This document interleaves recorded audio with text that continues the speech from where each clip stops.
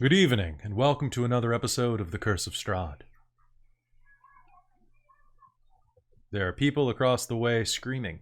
This is very topical.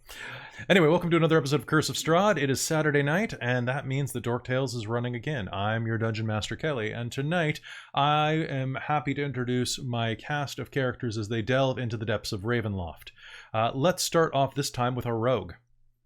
Oh, that's me. Hi everyone, I'm Michael. I'm playing Zan, the plan. I have no plan, but we'll make it up as we go. Sounds good. Let's hear from our paladin. Oh, hello. I am Amy playing Shasta Denmora, the half-elf paladin. And your favorite drink is? Water. No, it's blood. Yeah, that It's thicker than water.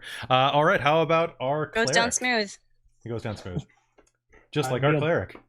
Neil Barty, and I'm playing Brother Constantius Carus.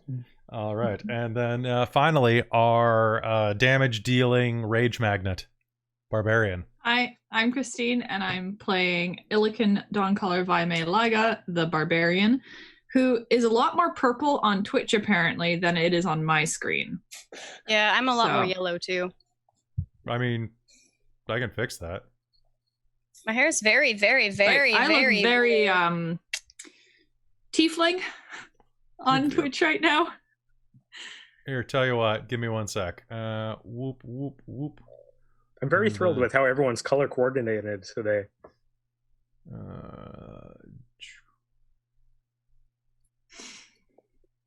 How's that? Check Twitch any second now. Oh, my chin is being covered up by part of my nameplate. Hold on. Oh, now I'm blue. Okay. And now you're gray. Gray is good. I'm good with gray. Okay. Did I fix Anybody- it or did I make it worse? I don't know what you did. Does anybody need anything else while I'm doing this? No? I can... That worked out. There's a button called soften or touch up my face in Zoom, which is pretty handy for people with my face. All right, so just a reminder, everybody starts off with a point of inspiration, and if they spend theirs, may regenerate once per combat by issuing a random encounter bonus out of the Togatta deck. Now, before we start tonight, I just wanted to mention that last time, I feel that it's important when a Dungeon Master makes a mistake to own up to it rather than try to bury it under the rug, unless you can bury it under the rug, in which case always do so. But last time, I know someone's going to hop into the comments and mention this, I was not supposed to do a second Togatta reading. I'm fixing it behind the scenes, but I realized that I wasn't supposed to now because I misread a sentence. Because it's a big book. So I misread that one sentence. I'll figure it out. But for the time being, we're just going to play with it as is and see where these items actually are. Who knows? There may be someone else in these lands who also has the power of the Togatta and can give you a third option that may clarify the issue. If only you find her. She gets around, though, so good luck. Anyway, last time on Curse of Strahd, our party traveled with the Kolyanas across the land, trying to find a place where Arena, Strahd's intended new bride, can find safety. Her brother Ismark decided that the village of Vallaki was probably the best and safest option. So you set off across the old Svalich road. After encountering a number of strange and overly hostile threats, you made your way ever northward, all the way to the gates of Barovia. When you reached them, however, on the other side you heard the sound of a deafening scream. And as you thrust yourself through the gates, you laid your eyes on carnage. So, I believe that's where we left off last time. So, what I would really like to do is, let's get a little bit of rain and thunder going here. Rain is coming down in sheets as you roll initiative. Whoop, whoop. Ooh. That's 19. 19, okay. 21. Oh, wow. Good job. That's a nice change. I know, right? I'm using different dice. That'll do why. it. Okay, let me just switch past the giant things unless you want to fight some giant wolves. Oh, no thanks. Okay. All right, so let me just roll for the Kilyanas. You are blue team and red team, I've decided tonight. Guys are doing really well. Okay, so then... All right, so anybody have above 21? Okay, 20. 19. 19. Okay. 18. 17. 16.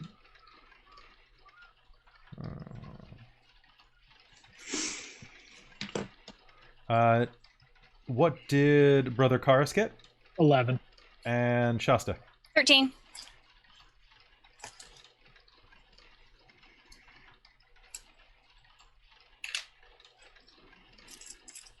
All right. As you burst through the door, you will see a cart. The wheel of the cart has been shattered off by a sudden jerk in the road.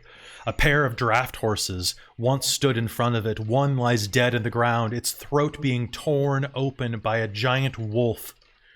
Around, you can see a total of 6 wolves circling the area alongside this large one, and one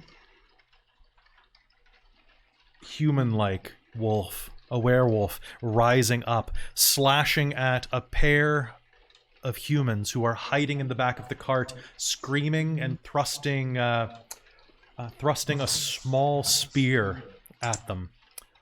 It appears to be an older man and a young woman who are cowering away, trying to hide themselves in some barrels. Across the ground, mixed in the blood, you can smell potent wine spilled onto the ground.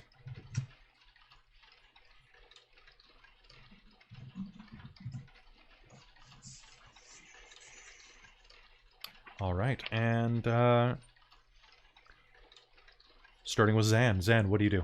I'm going to vanish into the shadows as quickly and silently as possible. All right, go ahead and make me a stealth roll. Oh, that's not a good roll.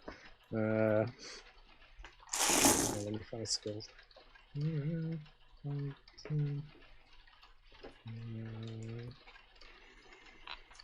12. 12 is pretty good.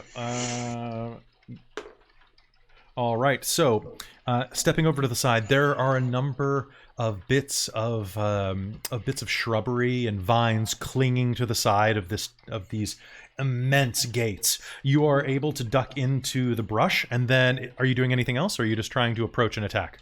I'm going to pull. I only have 2 silver daggers left from the cutlery set that I ransacked. So I'm going to pull one of those, and I guess my short sword. Okay. And then I'm going to wait. Okay, so so just so you know, in 5th edition, you have to declare an action based on another action, or else you'll lose your turn. Okay. So are you just going to wait this round out? Yeah, I'm going to hide in shadows. Okay. Dawncaller, what do you do? It looks like they're attacking these people in the cart. They absolutely are. They are. The wolves are circling the second horse, and the werewolf is slashing up at the cart. All in all, there are 8 enemies. All right. Okay. I think I would like to rage. Okay, you rage indeed. Now, they are just on the other side of the gate, about 25 feet from you. Close enough that you can easily cross the distance and attack. Yes. So, the way that the cart is situated is kind of like this. It collapsed heading away from the gate, so in the direction you were headed. Okay. Which means that the werewolf is actually the closest one to you. But I don't believe you have any silver weapons. You could easily make it around to what you assume is a dire wolf around the side and cleave it. Or the wolves are 3 in a row in a semicircle around on either side of the cart. Okay. If that makes sense. Right, so I think werewolf I have no chance against because no silver. So unless I one hit, kill it. It's not going to happen. Mm-hmm. So I will go for the wolves and hope that our magic user can take out the werewolf. So really, basically like this. You guys are coming from down here. Werewolf, wolf, wolf, wolf, wolf, wolf, wolf, dire wolf. And the circles are horses. Okay. Dire wolf is more intense than wolf, I believe. They are dire, yes. And then there are the screaming people. You didn't leave that long enough for it to focus. People. Okay. I will attack the dire wolf. All right, so rushing dire forward, wolf. you can attack the dire wolf. I need you to go ahead and make me an attack roll, please. Okay. And remember that since you are all 3rd level, you may have some additional powers and abilities. No. Okay. Well, yes, but no. Well, I'm just reminding you to be aware and be prepared. Okay. All right, so I rushing just remind forward. myself of what the heck my thing does for damage. So damage, I found you... Like Okay, cool. Just had to find my dice again and where it is on my sheets. I'm gonna spend inspiration because I want to start this out with a bang. All right, go ahead. Yes! Did What, really? you crit? God damn it. Like, I'll take the picture if you want. No. I mean, yes, but go ahead. First roll of the night is a critical success. All right, go ahead and roll me damage, please. Okay. And that is, in fact, all damage dice. And because it's the first attack on my turn, or first creature I've attacked on my turn, I get to do an extra d6 damage. Oh, really? Damn. Yeah. That's part of my barbarian thing. I'm going to roll normal barbarian So it did come damage useful. first. Good.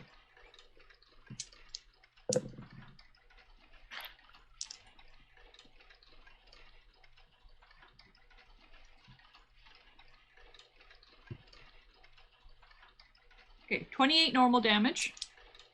28 normal? Okay. Yeah.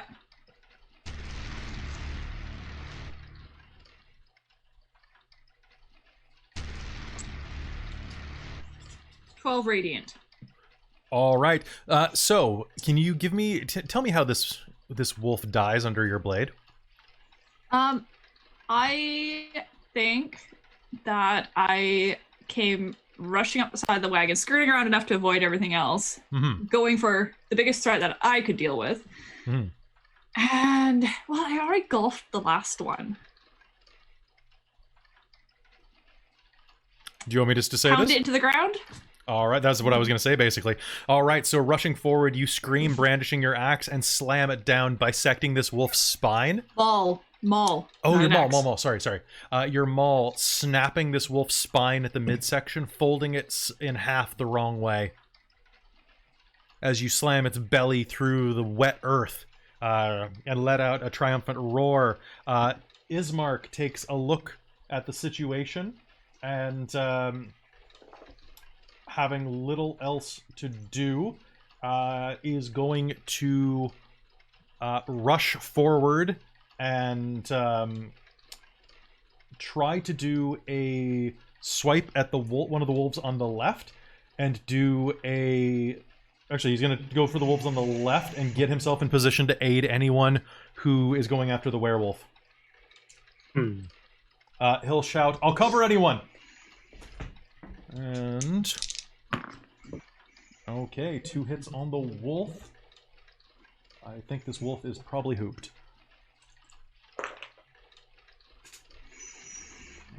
Wolf. Oh yeah. He rushes forward, stabbing his blade into the mouth of a snarling wolf that yelps and falls to the ground as he pulls the blade out and beheads it. Pivoting around, he holds his sword aloft and prepares to block an incoming slash from the werewolves. Irina, as well, stands back and will ready her action to attack the first wolf that attacks her brother. The wolves are going to attack in sequence right now. One of them is going to surge toward you, Dawncaller. Okay, that is definitely a hit. I need you to make me a strength save. Don't forget you have advantage on this while you're raging. Okay, +4 to hit. 2D. That's a nat 20 and an 18. So Perfect. Damn. Okay, so you're going to take... I am wasting all my luck right now. You're going to take 4 points of damage as this wolf lashes toward you and buries his fangs in the side of your leg. Is that 4 before my damage resistance? Yes, it is 4 piercing before your damage resistance, so 2. The one next to him at the back is going to rush forward and actually run around you and leap at Brother Karas. Brother Karas, I have a 16. That is a miss. Is it? Oh, damn. Yep. One of the wolves launches himself at your face. But you are able to duck out of the way. And Shasta, it is your turn. You are standing next to Brother Karas. What do you do? Sorry, how close is the wolf that's attacking him? Within striking distance of you. Sweet. Okay. I'm gonna... Or you can rush in and fight the werewolf. Not quite yet. No. So I'm gonna smashy with my... What's my weapon? A longsword. I have a longsword. I'm Okay. gonna stab it. Go ahead. Do. Let's see.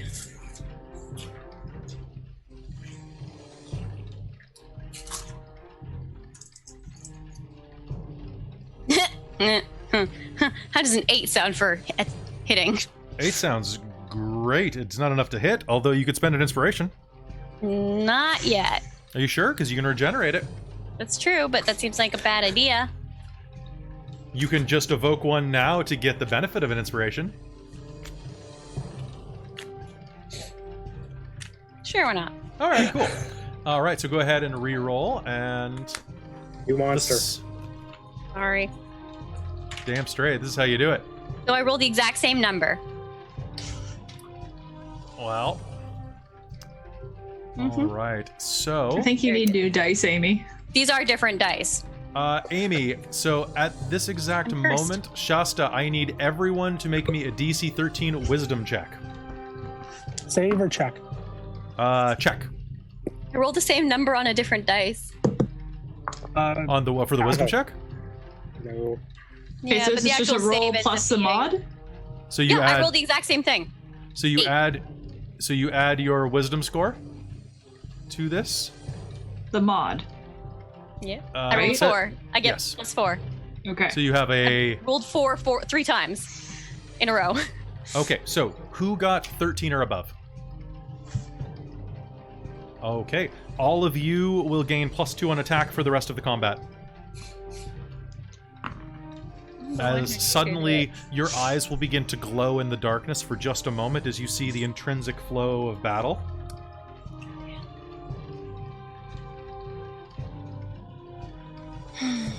Okay, so that dire wolf is dead. Okay, and that wolf is... Okay, so Dawncaller is in front. Okay.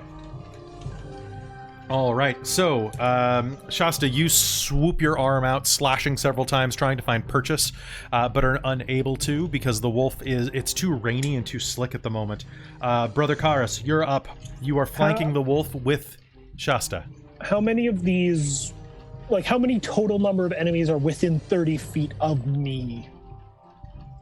Of the 6 remaining, 5. One wolf is not in range. Rad. Brother Karas bangs his, what do I even have? His mace on his shield and be cleansed by the fires of Brig. And like a wave of flame rolls out from him. Every enemy within 30 feet of me can make a Constitution saving throw. Okay.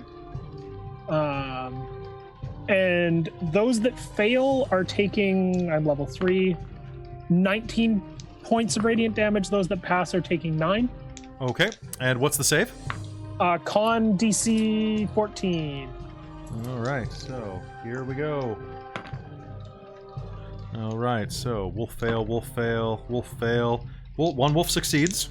And all right, so 1, 2, 3. All right, as you call down that holy magic, how much is the half save on that? 9. God. Okay. As you call down the holy flame into the area, suddenly the ground is illuminated by the spectral fire of Brig. 3 of the wolves howl as light explodes out of their mouths and eyes and collapse to the ground dead. Another one is horribly singed, and the werewolf as well is horribly singed along the side of his left arm, turns and snarls in your general direction. That's really fair. Oh, if it matters, magical darkness within the area is also dispelled, but... Okay. Yeah. All right. With that, the werewolf is going to rush you. I'm going to preemptively use my warding flare, so he's rolling with disadvantage. Yes, you may. All right, and that is a unnatural 20. Oh wait, hold on. That is I rolled 2 18s. Fair enough, that's a hit. Okay, so he gets. So that means I do roll twice though, and the second one I roll 2 5s, so only 1 hit actually will strike you. And I need you to make me a Constitution saving throw. Okay. You are going to take a total of 6, 7, 8 points of slashing damage. All right, and I got a 22 on that con save. Fantastic. All right, so he lashes forward and slashes you across the chest, dealing those 8 points of slashing damage, and snaps at your throat, but you are able to dodge out of the way of that one as your warding flare explodes in his face. And with that, the last remaining wolf is going to look around and lunge out toward Dawncaller.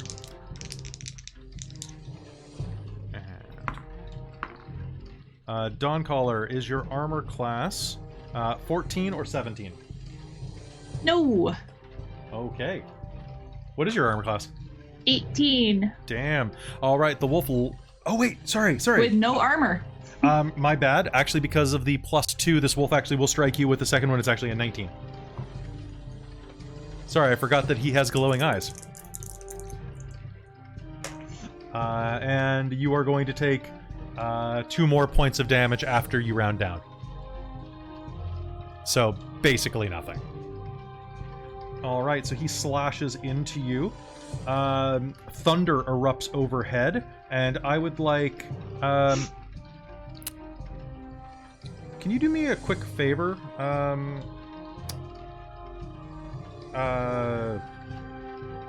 Sorry, I'm blanking right now. Sorry, Dawncaller, can you make me a quick favor? Mm-hmm. Can you roll me a Constitution save?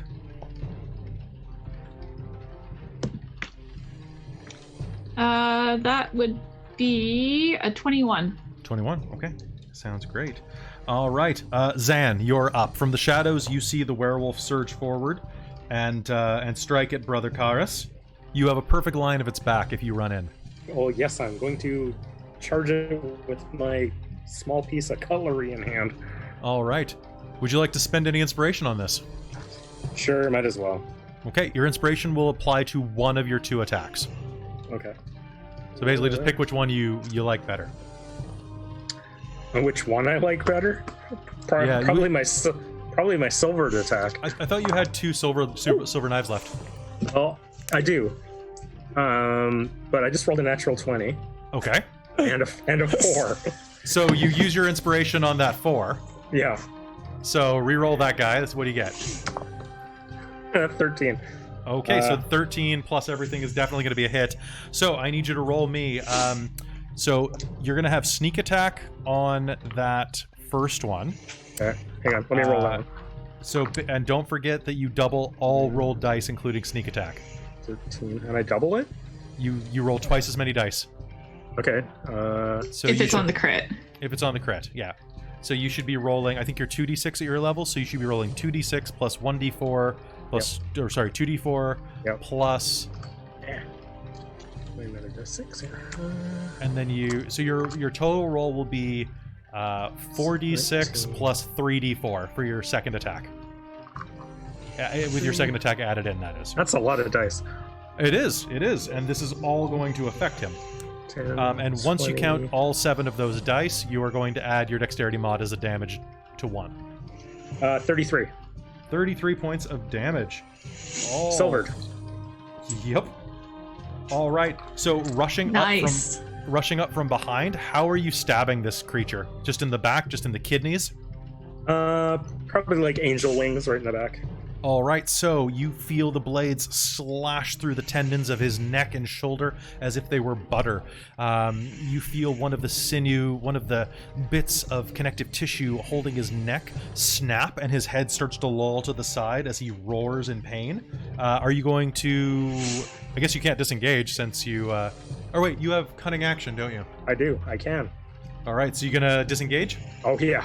Okay, that's probably a smart idea. Dawncaller, from where you are being flanked by the one remaining wolf, or you're being harried by the one remaining wolf. Uh-huh. And there's a werewolf fighting your friends. Okay. The werewolf looks pretty injured. The werewolf looks rather injured, actually. Enough that I might be able to take it out with a hit? So it doesn't have time to heal? Can I make that judgment? Based on what you saw last time, damage not done by a silver weapon had no effect. Including magic? Oh, if you have magic, yeah, magic will work. Well, because doesn't my radiant damage count as... How much radiant damage can you do in a round? A d6, plus half my barbarian level. You don't think that's enough. He's bloodied, but he's not that close to death's door. Okay. I will take out the wolf then. All right, go ahead and make an attack roll, please. That would be... 24? 24 is definitely going to be a hit. Roll me damage. And as this is the first attack on a creature of my turn, I'm doing the extra d6 radiant. Okay. Okay, 10 regular damage and 7 radiant. All right, your maul comes down, catching this creature in the side of the face. The wolf swings to the side. You can see that the impact that you hit it with was enough to shatter any creature's skull, and it leers back at you. The flesh of its face exposed as the fur burns away by the radiant energy. It narrows its eyes and raises a paw up to you that starts to shift into a elongated hand. All right, Ismark is going to see that you are in peril and is going to rush to your aid. He is basically going to rush up next to you, take 2 swings at the creature, one of which is going to go over its head, but the next is going to actually collide with it, but it's going to bounce off of its armored, leathery hide. Irina, as well, is going to circle around to try to give you some safety. The wolf next to you is going to shift up into its full werewolf form, and this tall hybrid female is going to glower at you and take a strike and a bite at you. Well, the strike deftly misses. As she scratches toward your face, you were going to duck to the side, but she is going to catch your guiding arm with a bite. That is going to be... you're going to take 10 points of damage before you have. Okay, and then have just down to 5. And I need you to make me a Constitution save, this time with disadvantage. Right, the Illusionist. Another card gets dropped on the table.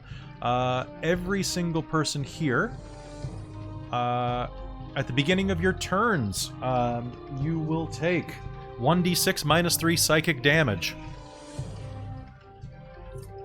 Okay. Are you rolling that for us? I will roll that for you, yes, but just remind me. Okay. And Dawncaller, what did you get? 16. But you won't believe that I rolled another nat 20 as well. Oh, really?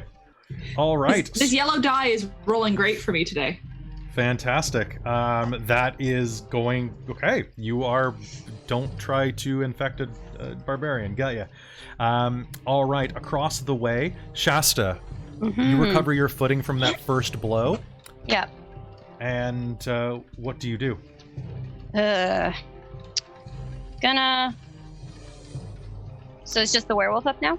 There are 2 werewolves on the field right now. One that Dawncaller is facing, along with Ismark and Arena, although Arena is keeping her distance. The werewolf is doing quite well, despite itself. It looks like maybe a mated pair. Okay. Then I'm gonna do my Channel Divinity to abjure enemy. Okay. So I need to choose one creature within 60 feet that I can see. It needs to make a Wisdom saving throw. Unless it's immune to being frightened. It is not immune to being frightened, and it failed. Okay. It's frightened for 1 minute or until it takes any damage. Its speed is 0, can't benefit from bonus to its speed. All right, is this the one that was fighting you, or that was fighting Dawncaller? But one of the werewolves was fighting me? One of the werewolves was fighting Brother Karis right next to you. Okay, sorry, I thought it was just a wolf, but yeah, no, that one, yes. Okay. So. It was a wolf, but then a werewolf went up. Okay. Okay, so you are frightened. Well, that's good, because it was his turn in a round. Brother Karis, is that your entire round, Shasta? I believe so, yeah, it just treats it as an action. Okay, Brother Karis, what do you do? I'm going to call down Sacred Flame on the werewolf that's right in front of me. It makes a Dexterity saving throw. Fail. DC 14. Fail. You say fail? Yep, I got a 10. Okay, well, in that case, it takes 8 radiant damage. Okay. All right, and does that drop its frightened? Mm-hmm. If it took any damage, yes, it can move again. Sorry. Okay, the werewolf that is in front of you it's its turn. It is going to howl and disengage and begin to run away. It is going to move a full 60 feet away and start running away into the woods. At the top of the initiative, we have Zan. Zan, he's not outside of your range, but you could also go and help Dawncaller. Yeah, I'm gonna go help Dawncaller. Okay, so you can get a sneak attack in because they are engaged in combat with her. Yep, doing that. Okay. And, oh, that reminds me. Brother Karis, you're going to take 1 point of damage, and Zan, you're going to take 1 point of damage.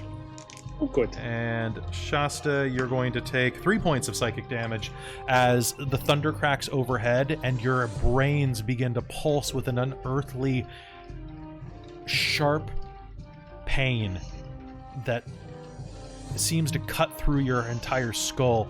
Blood starts to dribble out of your ears. Yum. Okay. This doesn't do anything to your damage or attacks, however. So, Zan, go ahead and give me an attack roll. So I got efficiency. 16 and hit. Oh, the other one's even more than that. So it's like All right, 21. that's going to be 2 hits. Noise. And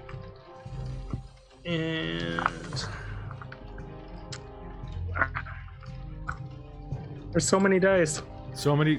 Well, right now you're only rolling 1d4 plus 1d4 plus 2d6. Yeah. So it's not as bad as it was last round. So we got 6, 10, 11, 12, 13, 17. 17 damage? Yeah. Fantastic. All right, so that drops. And in. that's silver. All right, so slashing from behind, you are going to stab into it twice. Now, mind you, you haven't used your bonus action, so there are 2 things that you could do in theory, just as a suggestion. Number 1, Dawncaller directly in front of you. You could toss her one of your knives, or you can disengage. I will toss one. Okay. All right, Dawncaller. Zan tosses one of the silver knives over the werewolf's shoulder to you. You can choose to catch this as a bonus action, and go ahead and make me an attack roll.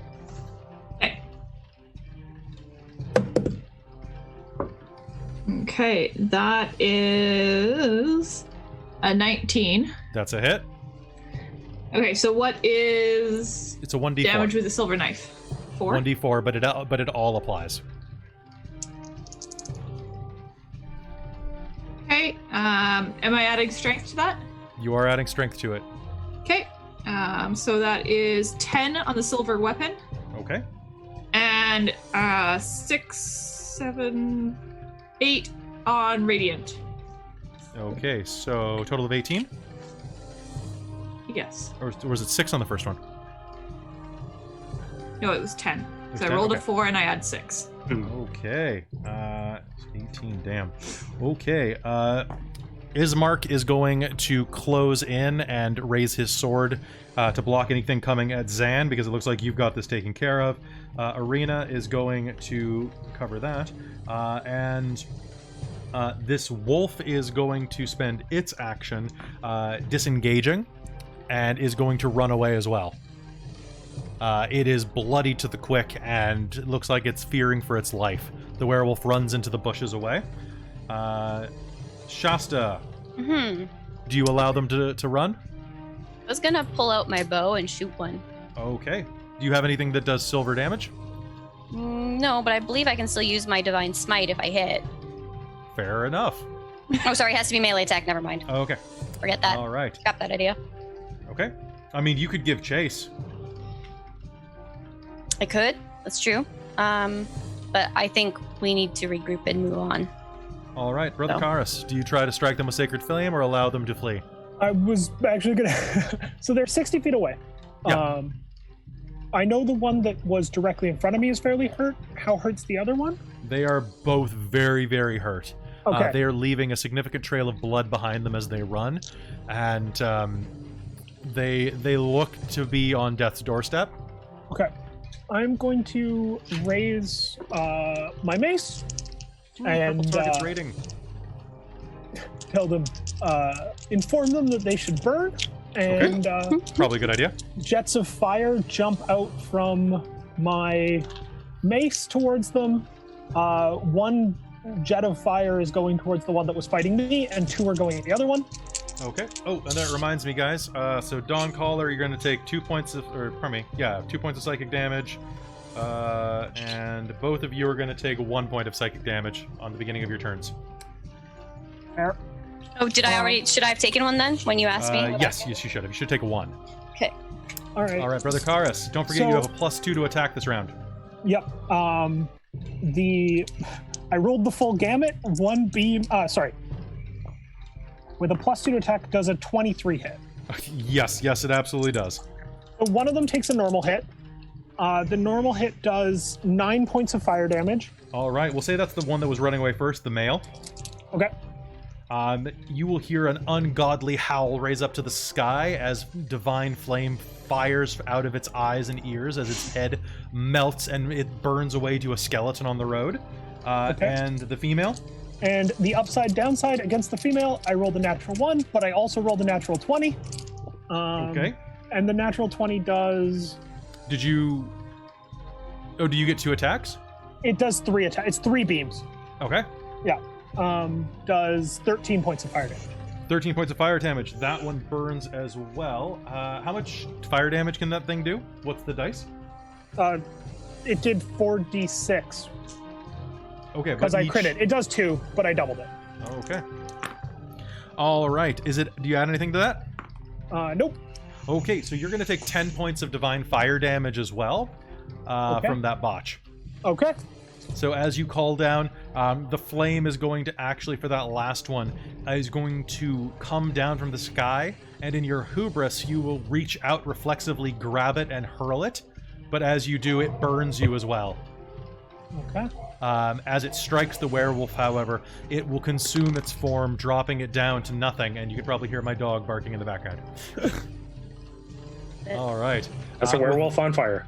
It's a werewolf on. All right. So there is a sudden smell of burnt flesh and hair, and then the rain smashes those scents to the ground, grinds them into the earth. Is everyone all right? Ismark says, drawing, sheathing his sword again. think so. Yes, I think so. Yeah. In the cart, you can hear the weeping of a young girl and the trembling of an older man. Hello? Hello? Is anyone... Hello?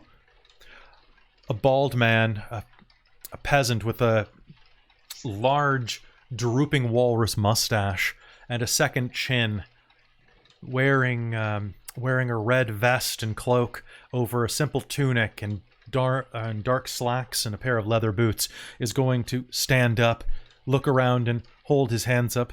If you're bandits, I have not much coin, but would bandits have bothered fighting off a frickin' werewolf? We mean you no harm. We saw you were in trouble. But we will take rewards. Yes. You'll have rewards. You will have rewards, my friends. My name is Laszlo Kresh. This is my daughter, Dresha. And as he says that, the woman will stand up, and she's a girl of about 16, maybe 17, in that perfect peach of youth, like rosy cheeks, cascading curls of brown, the perfect. She looks like a Victorian poster girl that you'd have on your wall. She's wearing fairly simple clothing, but it clings to her slight frame in the rain in a way that arouses the attention of the men, and I'm not sure about Shasta or Don Collar's persuasions, but she looks like a statue, honestly. She'll smile shyly at you. My friends, it seems that my cart is not in good standing, and I do not have a spare tire. If you could, please help me carry some of my merchandise. My house is not far from here. You're welcome to dry off inside, have hearty meal, and stay the night to heal. What kind of merchandise are we talking about? Mostly wine. Okay, we can go with that. It looks like most of it, and he starts rummaging around broken glass. Most of the crates were destroyed when they flipped the horse. There are a few bottles of Red Dragon Crush. Oh, good. It's just 2 crates of wine. If you would not mind, I was a soldier when I was young, so my leg's not so good, but I can carry whatever you'd like. One of my horses is still good. You can help me saddle her up, maybe? Sure, I'll help her with that. I'll help you with that. Saddling. Alright, Mikolo, it's okay. It's okay, he says, stroking the horse's mane. Hi, chat. How's it going? Ooh, hiccups. Hello, chat. And with that, you're in the middle of the old Svalich. It's a hard word. It really is. The old Svalich road, arcing toward Vallaki. Who's going to help him carry? There are just 2 crates of wine, each weighing about 60 pounds. Well, no. I'll pick one up. Each weighing probably about 30 pounds. So you can easily carry one, Don Collar. Anyone else? I can try and help. Ismark will offer to give you a hand with it as well, so that you can walk it between you. Yeah. It's an old wooden crate with a pair of knotted, coarse rope handles jutting out of either side, so it's easy for 2 people to carry side by side. Yeah. Okay. And with that, you are easily able to walk. Now, the walk is fairly quiet. In the distance, you can hear the braying of hellhounds, of wolves in the distance. Overhead, you can hear, as the sun begins to crest the horizon, the titter of bats waking to the darkness. But mostly, It's the quiver of storm clouds overhead and the crackle of thunder. A few moments turn into a half hour, and then shortly...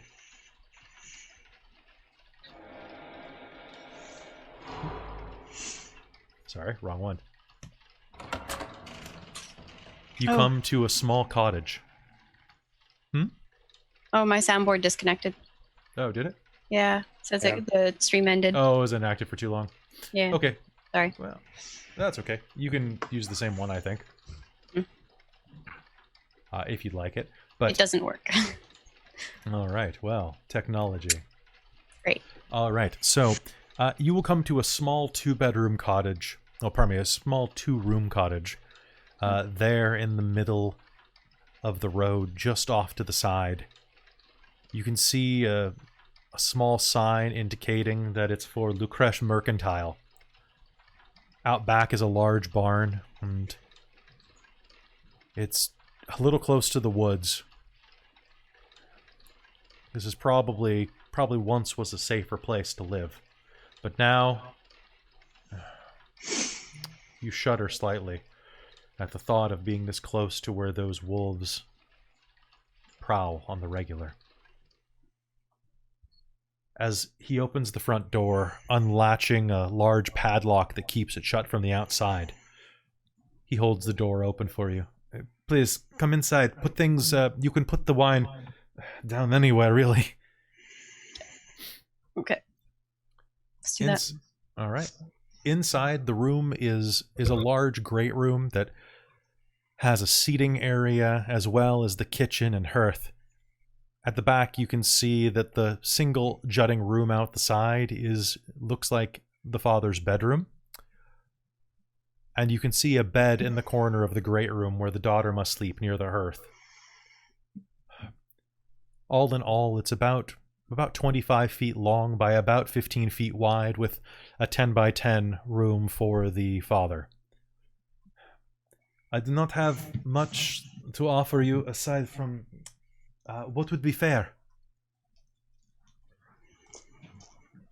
I can offer us a safe place for the night. I can offer food. I've caught some rabbit. Have you had rabbit and turnip soup before? Dresha makes a wonderful turnip and rabbit soup. I've heard your wine's pretty good. Yes, the wine is pretty good. I will serve some for you. Yes. I think I can definitely afford to crack open one of the bottles of the good stuff. After all, you only live... Well, we'll say that I live twice because of you. And Well, he then will do that's so. worth 2 drinks. It is worth an entire bottle, my friend. Well, that's worth an entire bottle. Which would I have been able to have carried off the direwolf with us as well? Yes, you can choose to carry and skin the direwolf. Yes, it's the third one. Oh my god. You're just like another NPC in this game, by the way. I was rereading today, and one of the NPCs you can meet tonight keeps a cloak made of wolf bits. And I'm like, I think with the 3 hides I have, then I probably have enough for a cloak. Yeah, dire wolves, absolutely. Honestly, like 1 is enough for a mantle. All right, so he is going to put one large bottle of Red Dragon Crush, as well as a small barrel about the size of a halfling's chest, of purple grape mash number 3. He taps into the side of it. The trick is to make sure that your first drink, and he pulls a couple of clay goblets out of the cupboard, sets them down, pulls out a couple of wooden cups to make up for the rest of you, as all his 9 of you with them sit down at the 8 of you, because I'm not a person.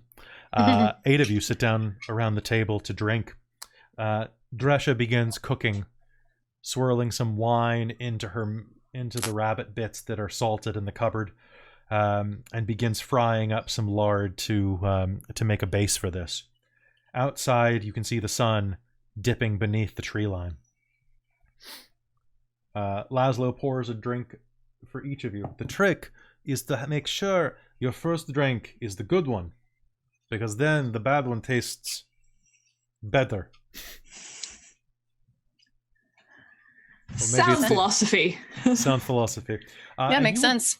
And you can see that on the side of the bottle is a very clear label from the local winery. It looks like the Wizard of Wines.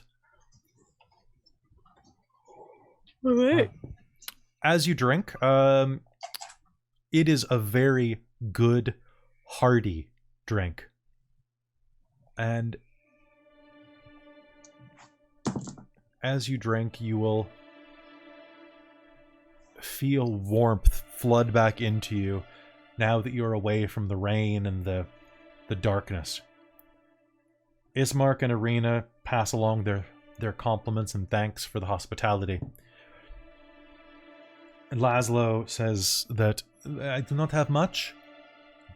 We do not have much, but you may sleep here tonight and then leave again in the morning when it is safer.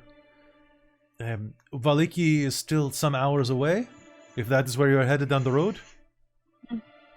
Yeah, we've been planning to camp back at that big gate. I would be careful. You never know when things may show up. I've heard that there are all manner of ghosts and evil that prowl that thing at night. Ladies, if you would prefer, you may have my bed, and I will sleep out in the common room. I'm fine on the floor. Fine, I've got a pallet. Yeah, if you are fine with that. I won't take someone's bed from them in their own home. I would not have this home, or I would not have this bed without you, but I appreciate it. And as you sit around, you can smell the savory cooking that Dresha is cooking up for you. And as... Yep, that's not very obvious. As you do so, I would say that whose passive perception is 14 or higher? I think. All right. Yeah, all 14. Right. Okay. Zan, is yours 13? 12. 12? Okay. You're not going to notice this because your cat's going to crawl out of your backpack, shake off a little bit of water that got into its fur, and is going to start lapping at some of the spilled wine. Typical. Ah, you have a kitty cat. Oh, Yes. What a cute cat. Yeah, cute. If you do not mind, I will entertain you with some music. Do you like the violin? No complaints? You begin playing violin as Dresha cooks. A nice, beautiful, somber tone fills the room. As she cooks, everyone except for Zan is going to notice that she keeps casting shy glances back toward Brother Karis. Brother Karis, you probably noticed that her eyes seem to be falling on the holy symbol dangling around your neck, the symbol of Brig.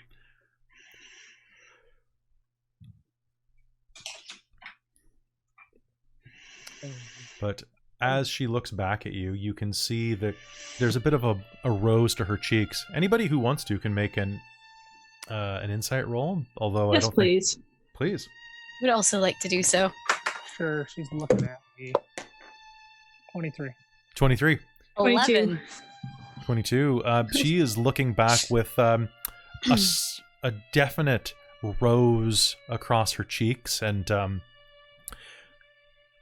all that you need to know is there in her plump pink lips as they tug against her teeth, as she bites her lip and looks away. She seems to have a bit of a hero complex for the young cleric. Non-caller will nudge you in the side and give you a look. I don't know why you're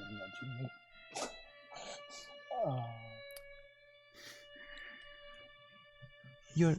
The food is ready, she says, then quietly serves each of you. doling out the largest portion to her father and a slightly larger portion to Brother Karas. The meal is very gamey. The wine gives it a sharp, almost metallic taste. The rabbit is cooked to the point where it's safe, but it's still a very bloody affair. The turnip didn't absorb as much as it should have. So, the lard, just like home. yeah, basically. And as you eat, Laszlo will allow his meal to grow cold as he plays the violin for you.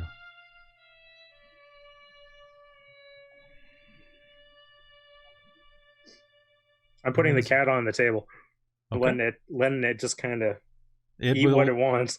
It will finish everyone's food off for her, or for them. Dresha doesn't seem to eat very much, and instead scoops the remainder of her meals onto each of your plates. I've lost my appetite. Girls, am I right? They never eat enough. This one is all skin and bones. At least have a drink. She waves a hand off. You're traveling to Vallaki. I do not know you. You are outsiders. Are you traveling there for the festival? Festival. What festival? The festival. What is it this week? The Festival of the Blazing Sun. It is hard to remember. Vallaki has a new festival every week. Why is that? The Burgomeister believes that festivals can scare off the demon who lives in the Castle Ravenloft. So every week. Sure, it's not just throwing a party for him to have some more fun? Maybe. This is one of the reasons I choose to live away from Vallaki. I do my business there. These affairs are very dull, drab. In what way are they drab? Is it merely a shell of celebration, or is it meager provisions? They are extravagant enough to an extent, but you will see when you go there. So many... I believe the term is compulsory partying. Those who raise a... I warn you, those who raise a word against the parties and celebrations, they risk more than just their lives. They risk their freedoms. Well, why? Because you are either with the Burgomeister or against him. He has gone mad with age or mad with madness. Sounds like a bit of a moron. Yes, do not say that inside of the walls of Vallaki. But in these walls, he is a supreme idiot. If he has gone mad, why has no one replaced him with a more just ruler? Perhaps they should. Perhaps he's suppressing anyone who would. He is absolutely... The way that I understand it, he has a minion working underneath him. A man who can make his hands glow with demonic fire. If you would like to help this town become free, perhaps there are places who could do so. There are people who could help you. Most people eat and drink at the Blue Water Inn. It might be a good place to go to look for dissenters, if you are in the habit of revolution. I am not in the habit of revolution, but the notion of fair rule in a land like this. Seems like it might provide a true balm for the people who need it. I see. Why are you in Barovia? We are here to help. It's as simple as that. Are you here to destroy? He nudges a shoulder back over toward the gates from which you came. As I said, we are here to help. Take with that what you will. Wait, we're supposed to have dinner there first. Did they say when we were supposed to do that? Don't you have the invitation? I don't. Well, I don't have it. That is because I have it. Well, did you check the date? Did it say, like, come right away? It was simply an invitation to dinner. Open invitation. Okay. So perhaps once we've gone and dealt with Vallaki? He is a man of his word, from what I understand, the Count. If he sent you an invitation, he should not harm you while you are within his walls. So you should have no fear, at least that time. The one thing in this land you can count on is a just treatment from ancient nobility.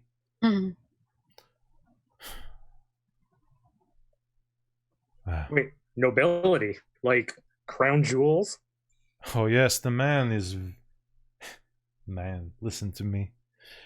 The creature is very, very wealthy.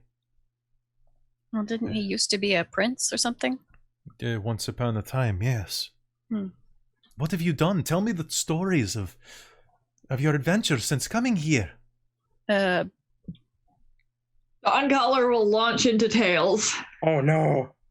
Shasta You've all heard assist. them before. I'm going to launch into drinking. You are going to the point be... that actually you three can probably help out with some of them. You've heard them so often now. Oh yeah, absolutely. Shasta does so. I like this part. She changes it regularly. All right. So you are going to be quite drunk by the end of this, and you are going to be regaled by these phenomenal tales. And you'll find that... Give me a performance check with advantage, Dawncaller, if people are helping you. Last time I heard it, that direwolf was like 800 pounds. 19. You're going to tell a hell of a story, and you're basically just explaining the story up until now. Are you leaving anything out? Some of the story up until now, but also like my own tales of stuff I've fought and killed and that sort of thing. All right, so you are going to easily be able to do so, to tell a fantastic story, and Laszlo and Dresha are going to be rapt with attention throughout the night. And you'll tell stories well on to midnight. As he stirs the hearth at the end of this, these are quite some stories. You stared down a cyclops. That... Of course. I have never even seen a cyclops that was not made by banditry. Well... They do exist. Took some finding, but... Now, please set up shelter here. I think it is time for bed. I have had too many cups of wine from my own supply. Think you deserved it. I wish you all the best of luck on your travels in the morning. If I am too exhausted to awaken in the morning, please take a bottle with you. Thank you. That is most kind. With that, I will leave you all. And he will stumble into the bedroom, shutting the door behind him, and leaving you all to settle down for the night. It's quite cozy, actually. Everybody can regenerate their hit points by spending their hit dice tonight. Wait, it's not a long rest? Not tonight. Okay. All right. I think I just need to do. So if you have not done this before, what you do is you have a number of hit dice equal to your level. You may roll them and add your Constitution modifier to heal that many points of damage. You add your Constitution modifier per dice rolled. I am at full, and I've used one. Okay. All I was right. only down 1 hit point. All I'll right. put 2 into this. Okay. So I would like everyone Pull here for my who lay on is. hands. You'll lay on hands. Yeah, I missed a couple points, so I might as well just pull from that pool. Okay. I just need to check one thing real quick. We've had at least a short rest, though, correct? This will definitely be a short rest. Okay. So I think that regenerates my rage. Yep. And give me just one. No, you need a long rest. Okay. Never mind. I'm down the rage then. Oh, it's just one. I'm going to be strapped on spell slots. All right. So is everyone here good? Aligned? Yes. Aligned. Yes. Who is lawful good? I am not actually good. I am lawful Oh. neutral. Okay. Double check. Brother Karas, are you lawful good? I'm neutral good. Oh, Neutral I'm good? chaotic neutral. Never mind. Oh, okay. Okay. All I right. thought that was Briggs' alignment. If Briggs' alignment's lawful good, I'll be lawful good. But I thought he was neutral good, so I think put he's neutral good as well. He's lawful good or neutral good. It's in my notes, but I think he's I based it off of what Goliaths generally are, which is, just lawful. yeah, they're generally around the lawful neutral-ish side. Okay. Yeah. So that's what I So- went with. As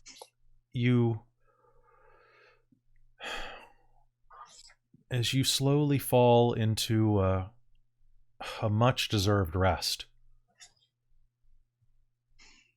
you find yourself floating in a warm, blissful slumber. But Brother Karas, you will hear a voice whisper in your ear. Priest, I speak to you. You have come from afar. Seek out the fallen order. I believe that you are good enough to bring me to peace, and to bring peace to all of the fallen order.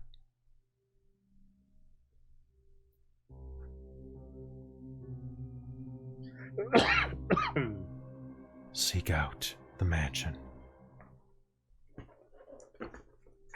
And as that voice echoes through your head, you will have a permanent memory of a glistening silver shape in the distance. Oh, come on. That moment where you forget the pronunciation of something and don't want to wing it. There we go. You will see a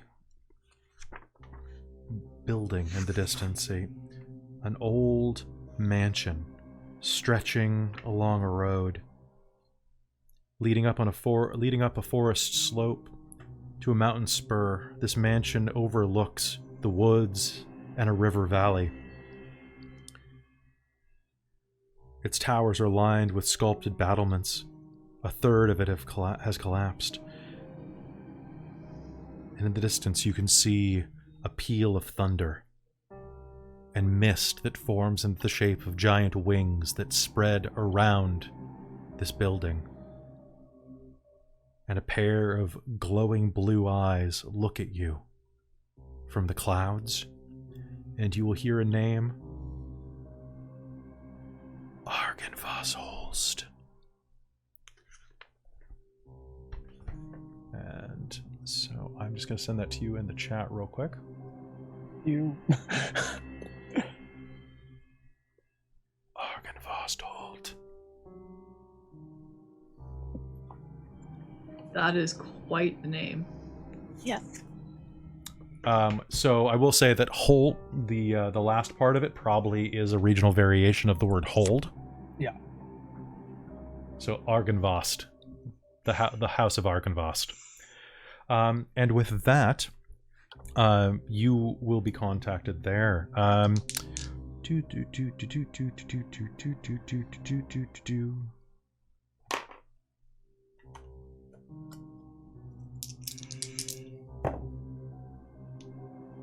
Okay. 1, 2, 6, and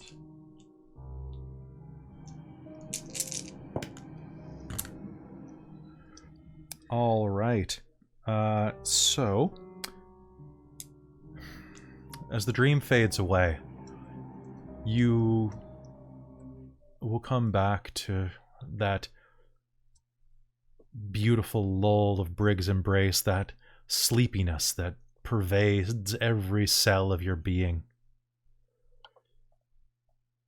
You can feel the warmth of your companions and the hearth next to you, and you'll feel a body press up against yours. Lithe and toned, but soft and supple. It presses against your frame. You feel the fingertips of a lady's hand dance over your chest, run through your hair. Can you make me a will save, just to see if you wake up?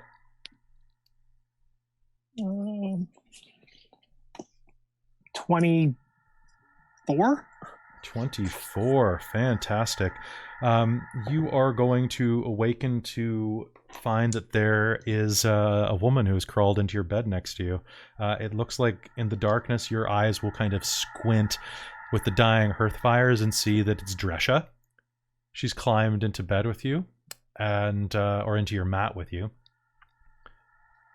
And as you are lying there in the darkness, she will put a finger to your lips and then press her lips to yours as she removes the finger.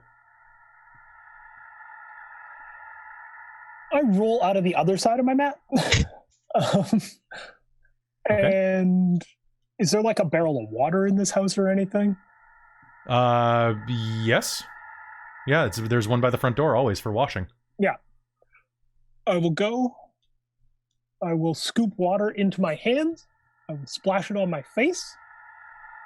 And I will go and I will rekindle the fire without acknowledging what just happened. And I will stir the dying embers. And I think and cast like thaumaturgy, which can let me like flare flames and stuff. Okay. And commune with Brig about not what just happened, but the dream. Okay. She will watch you as you stir the fire, and she will come up behind you. Do you not think I'm beautiful? Look into the fire, child. Tell me what you see.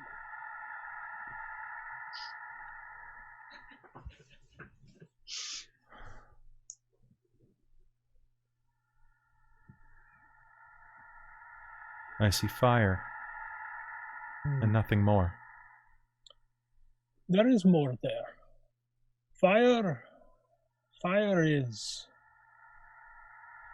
life. Fire lies at the heart of every community, and around it, civilization forms its bonds.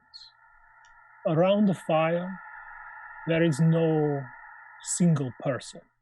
There is only the collective community, the stories they share, and the will they have to survive, to push back the darkness.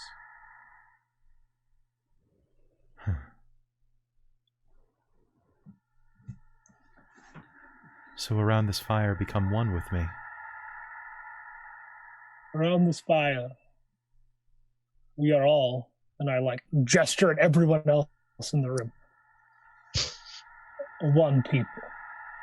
We're all one body. What was the last word you said there? Body. All right. Are you even bothering to like? You're not even like. You're just like not even looking at her, right? Yeah, I'm looking into the fire. Okay. Please say we're all giggling in the background. Yeah. How likely is it that I've woken up by now? From this, you have not woken up yet. You guys did drink quite a bit.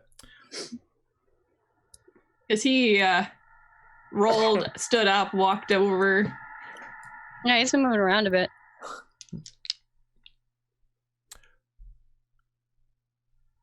One body.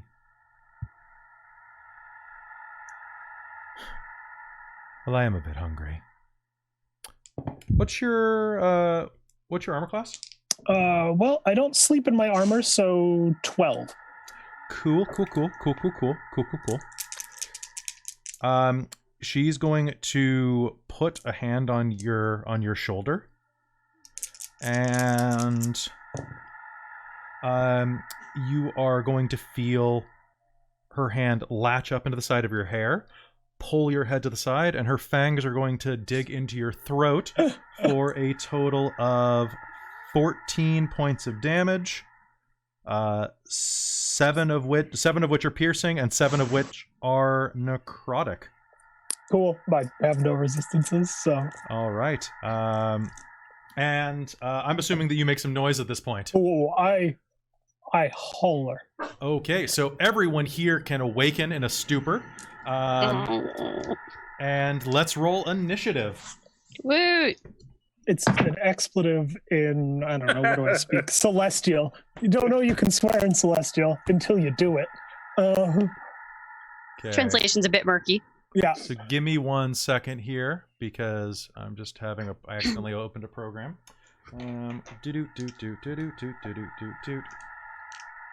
Okay.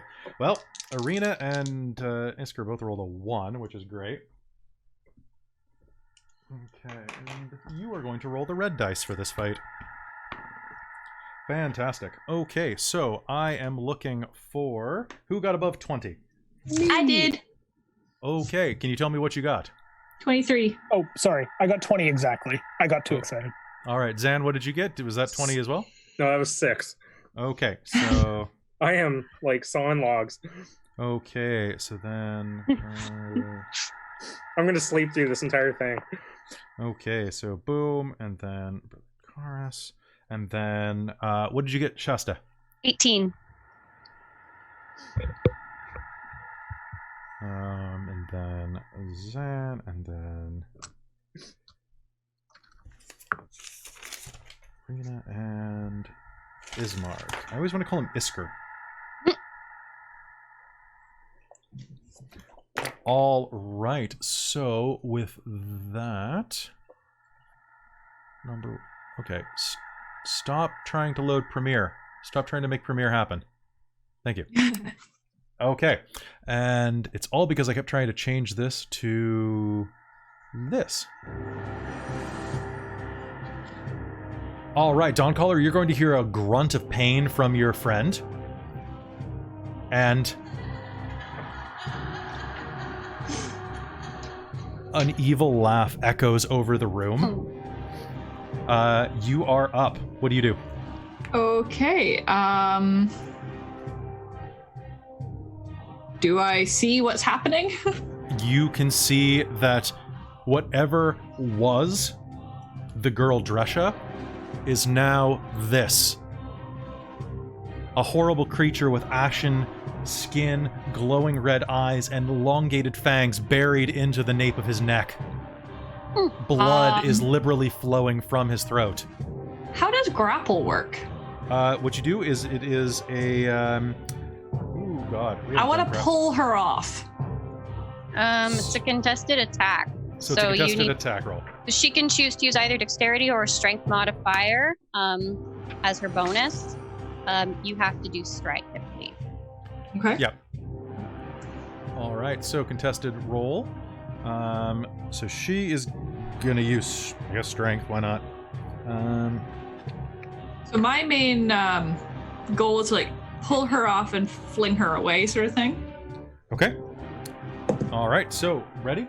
3, 2, 1. I have a 16. Well, I rolled a 17, and I still add stuff to that, right? Wait, is it contested attack roll or contested? It says contested. You use an attack action to make a special melee attack. So if you're able to make the... Then it's a contested strength roll. Okay. Yeah, so then you... Okay, so Christine, you are going to be able to pull her off. All right. You were going to be able to pull her off of Ismark, or pardon me, not of Ismark, off of Brother Karas. Okay. All right. And are you holding her? Well, I was kind of hoping that I could pull and then fling. Okay, And so let just go. you can just remove her then. Okay, sure. Yes, pulling her into a wall sort of thing. I forgot to mention it's a strength athletics check. It's a what? Athletics specifically. So if you have a bonus to athletics, then you would add that as well. Actually, I'm proficient in athletics, so. Okay. Yeah. But it's the same amount as an attack for me. Okay. All right. So hurling her to the side, she is now kind of between several of you. Brother Karas, it's your turn. Blood is liberally dribbling down the side of your throat. Oh, that's unfortunate. I'm gonna grab at my holy symbol around my neck and utter a word of power. I'm gonna cast Cure Wounds on myself to try and stop the bleeding. Okay. And as I do that, provided I have enough room that I can walk away without taking an attack of opportunity, I'm going to start moving towards where my equipment is. Sure. You can spend a bonus action to disengage. No, I can't. If she's next to me, then I won't move because only rogues can spend a bonus action to disengage. It's a full. Oh. It's like a normal action. It's a full action. Oh, it's a full action. God damn, I always forget that. Only rogues get it. Well, I imagine she's at least 5 feet away now. Yes, she is on the other side of. She's on the other side of Dawncaller. Yeah, she is grappled too, so I don't think she can do. Well, I let go. She's not grappled anymore. No, I threw her. Okay. Okay. So, in that case, so Dawncaller, what is your armor class? Is it 18? 18. Okay. 1.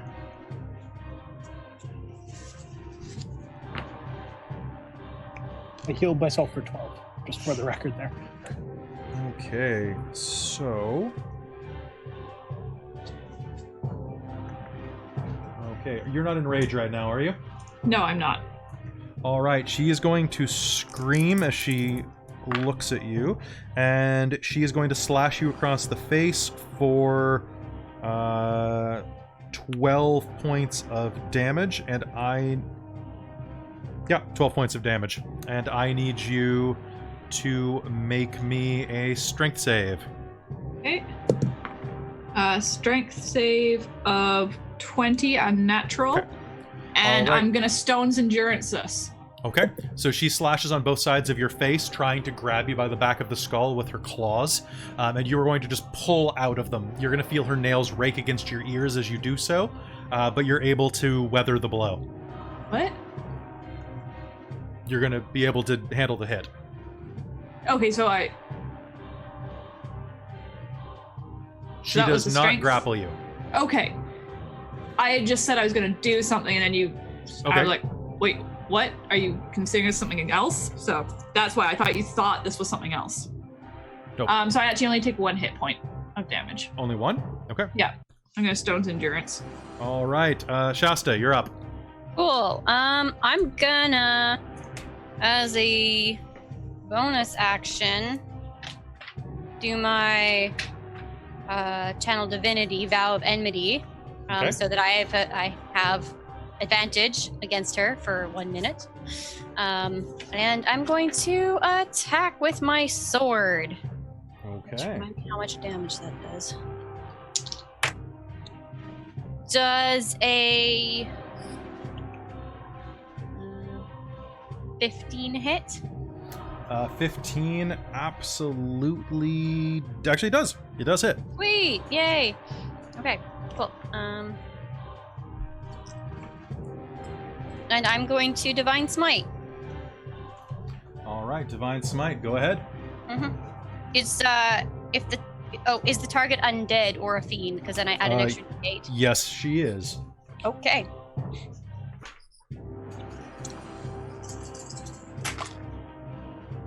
I do not like that the song does not loop that well.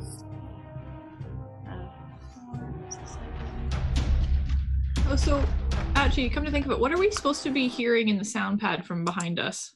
So in this sound pad, no one's connected to it. No, it Okay. disconnected us again, I think. Yeah. So. So in Okay, well, I'm going to turn it off then because it kept just doing some basic, like, metal groaning and repeating over and over and over for me, so I'm kind of getting tired of it. that's fair. Sorry, it was I had 7 plus 5 is 15 plus 4, 19 damage. 19 of damage. Of which 9 is radiant damage. All right, so radiant damage. How much was? 9 radiant. And then 5 or 9 from sword, I think I said 18. So is Okay, and of course, using your smite turns everything magical, right? Well, I think it becomes a magical attack once you smite. possibly. It doesn't, I don't think it says that. It just says that in addition to my weapon's damage, I deal an extra radiant damage. Oh yeah, you spell 1 radiant damage in addition to your weapon's damage. So it's all radiant is on top of the sword. Sword's just a normal sword. All right. So, but it is a magical attack once it becomes a smite. The extra damages, yeah, those dice are. Not the basic damage? I don't think so. It says that you hit a creature with a melee attack, you spend a spell slot to deal radiant damage to the target in addition to the weapon's damage. Okay, and how much damage was the weapon? The weapon was 9. Okay. And the radiant damage was 9. Oh, so it was 18 total? Yeah. It Okay, was cool. 15, and then I realized I hadn't added my attack. Nice. bonus. Okay, cool. Then I don't have to change anything. That's nice. All right, so you are going to slash, and the radiant damage is going to burn at her skin. She is going to wince in pain and snarl. Zan, it's your turn. I'm probably gonna growl out something in my thieves' cant about "shut the hell up," and then I'm gonna hide in blankets by pulling them back over my head. All right. You will have advantage on stealth rolls. Because if you can't see them, they can't see you. Yeah. All right. Ismark and Arena are going to surge to their feet and spend the round grabbing their weapons. Now we're at the back of the top of the round with Dawncaller. Okay. So she's come back at us again? She snarled and slashed at you, and you pulled out of the way. Okay. I'm gonna bend over and pick up my maul Okay. and smack a bitch. Okay, go ahead. Oh, at this time, I would like to rage. Okay, that's probably a good idea. I'm a little angry at this point. Okay, and as you were doing that, one moment, because this can happen on anyone's turn. All right. Any fire damage done in this scene does an additional d6. The evoker That's not has radiant, is it? nope fire. Not. Mhm. Well, at least I did roll a nat 20 again. Did you? Oh Okay. It took me a moment to actually read it because I was like, I used a darker die than usual. Okay. Um, So hold on just one moment while you calculate your damage.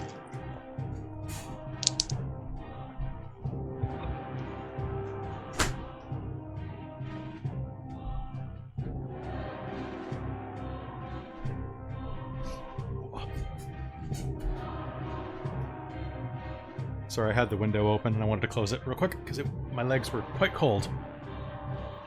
All right, so give me damage. 26 normal damage Okay. and 15 radiant. Okay, 15 radiant damage it is. All right, you're going to strike into her with your maul.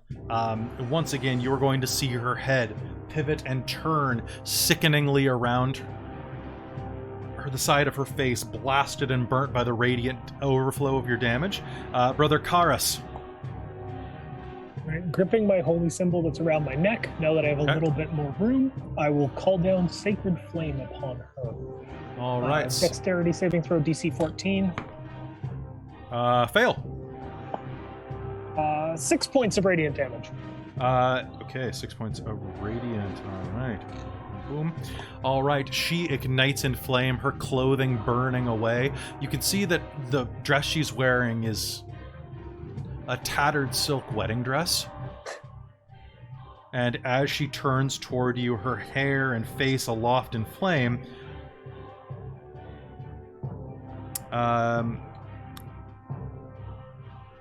oh, damn. Oh, that's radiant damage. Okay, cool.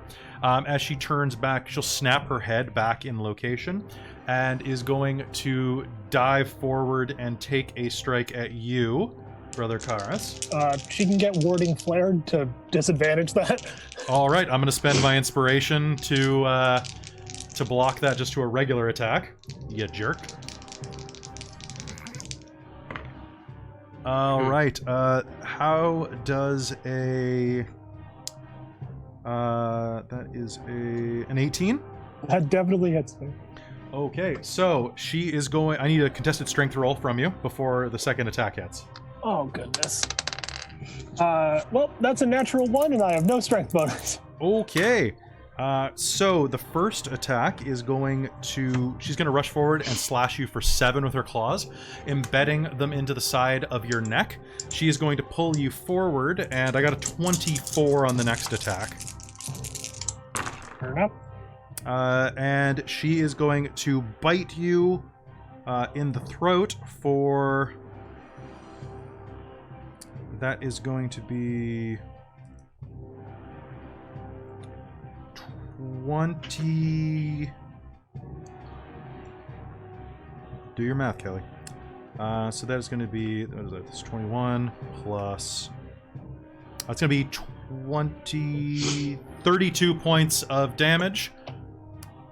9 of which are piercing. The rest are necrotic. Alright, I'm at -9. -9. All right. All right. So you're dead. We'll be back to you in a moment. All right. So she dives past Dawncaller, digs her nails into Brother Karas' throat, leans forward, and rips his throat out. Oh, shit. And he will collapse to the ground, stone dead. Is that a special thing she has? Because normally you die a bigger minus. The target dies if this effect reduces hit points to... Oh, sorry, it's maximum.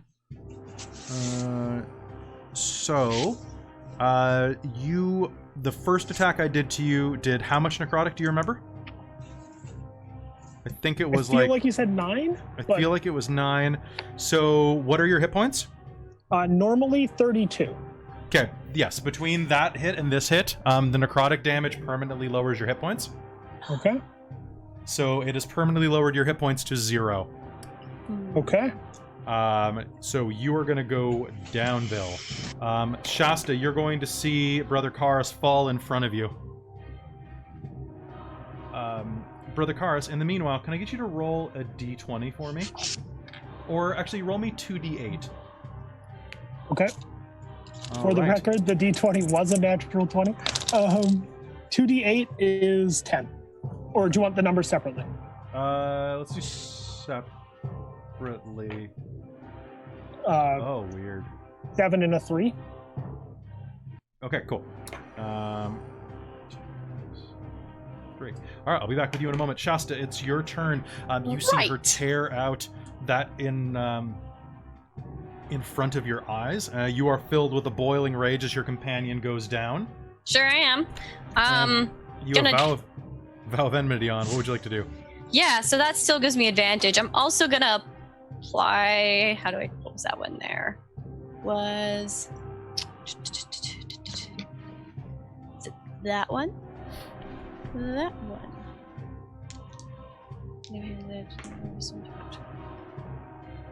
No, it was... Nope, it was not. Oh no. No, it's fine. I'll just do my normal thing. Okay, Doesn't make go ahead. too much point trying to do the other thing.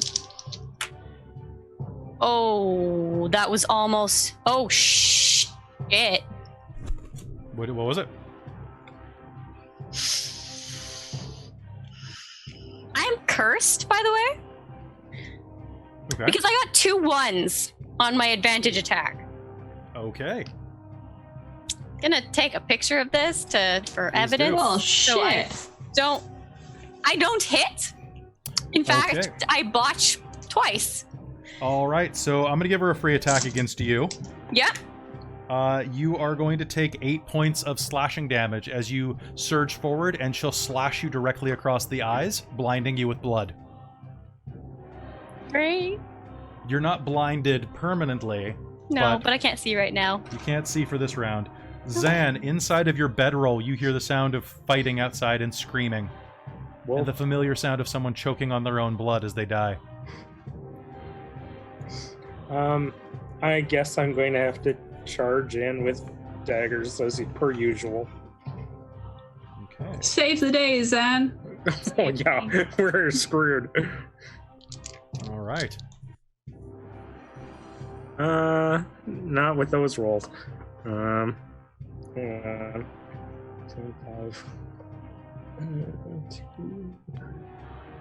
15 and 14. 15 and 14. All right. Those are... the 14 is a miss. The 15 is a hit. Okay. Is this a sneak attack? Yes, it is. Okay. Okay. Yep. 7. 7? Yeah. All right. So, rushing up behind, you are going to jab your blade into the necrotic flesh of her back. And you are going to feel the knife embed in something soft and gooey. And as you look down, you can see that the blade is stuck like in the side of a dead pig, Okay. dealing no damage at all. Oh, good. Overhead, suddenly you are going to hear a bursting of claws and wings as a flood of ravens flies through the skies above. They are going to suddenly lash down through what a moment ago you swore was the roof of a house. And I need you to make me a Constitution save with disadvantage. Zan. Did we get bamboozled? Who, me? Cool. 5. 5. All right. You are going to see a couple of things happen. Right now, what you are going to see is 3 of these giant ravens that are honestly about the size of hawks arc down through the ceiling and rake their claws across this vampire's face. One of the claws is going to puncture the side of her eyeball and rip it out the side of her skull. Another is going to just distract her, giving you a chance to get away as she blindly slashes toward your throat. But as you do, you're going to duck directly into path of one of these ravens, and it's going to scratch you right along your tattoo on your cheek. Oh, good. It's going to cut you all the way to the bone for 2 points of damage. Okay. And then it's going to take to the skies again. And hold on, I just gotta do boop, boop, boop. Oh, damn. Good job, birds. Okay. Now we're back at the top of the initiative. Ismark and Arena. Ismark, since he didn't actually go, is going to slam his sword into... Actually, no, he's going to reach into the fire pit, grab a bit of the broken wood that's inside of there, and hurl it toward Shasta. Through the heart! The bit of sharpened, burning wood flies through the air toward you. Dawncaller, it's your turn. I'm gonna recklessly attack. Okay. Might as well. Come on, dice, don't fail me now. Holy crap, okay. Nice. So that is well up into the 20s Nice. to hit.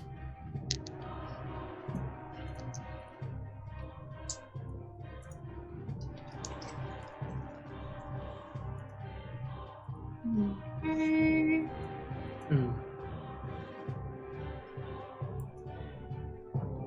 Neil, can you please check the chat? Yeah, I'm looking at it. Okay.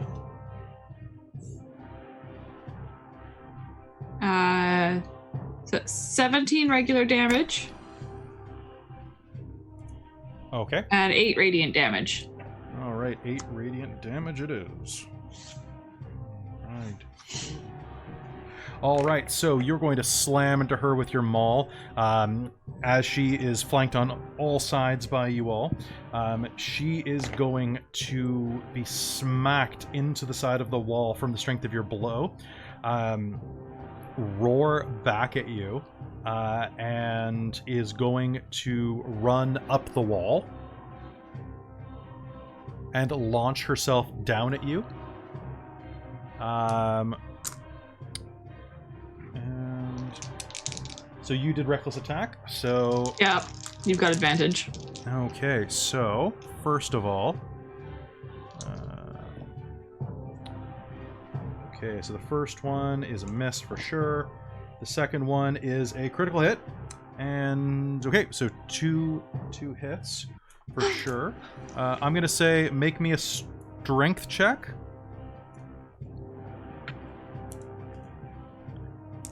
Uh, 18. Okay, and that's definitely going to succeed. She's not going to get a chance to bite you. So that instead is going to be 2, 5, 6. Okay, so 12 points of slashing damage, Okay. and followed by an additional 8 points of slashing damage. Both can be reduced as normal. Okay, so 10 total. But I'm giving them to you separately. And then, as she lands on the ground, she's going to spend her third action to swipe at Shasta, who's right in front of her. Shasta, that is a critical hit. Wait, I guess she'll roll more d4s than that. Okay, it's not a very good one. 2, 4, 6, 9... 14 points of damage as she slashes you again across the chest. Oof. And it is your turn again, Shasta. She is down on the ground again. She basically ran up the side of the wall, leapt down, slashed Dawncaller twice across the face, and then, tried to anyway. Oh, no, she hit you once. Twice across the face, and then spun and buried her claws in your left upper breast, right into the shoulder tendons. Is this a full action? Yes, it's an action. All right. This thing's evil, right? Probably. Yes. Also, can you make me a contested strength roll? Technically, honestly, you kind of want to fail this. Do I? Kind of.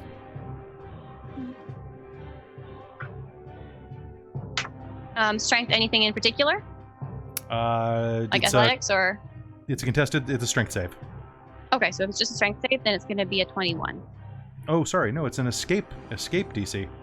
So that's... am I grappled? This is or not to be grappled. Oh, Okay, no, so it's... you Oh, shit. No, it's instead of dealing damage. Never mind. I dealt damage. You dealt damage, so yeah, I wouldn't. Unless you This have is something what I that get for having the specifies. lights lower in this room for mood. I can't read the damn cards. Yeah, so then I don't have to roll that. It's fine. You don't have to roll it at all. You're not grappled. I Okay. rolled a 19. Okay. So you can choose... Yeah, go ahead. All right. Good. So, what would you let... So you rolled a 19. You were going to attack. Just use the 19 on your attack roll then. Thank you. You're welcome. For that many ones, I feel like you kind of need it. Yeah, because the next dice I rolled was going to be a 1, too. Would you like to That dice is evoke another retired. card? Well, no, I've got... Because if I attack with the 19, then... I'm good. That's fair. I don't think I have disadvantage right now, do I? You do not. Yeah, exactly. Okay, so this is my...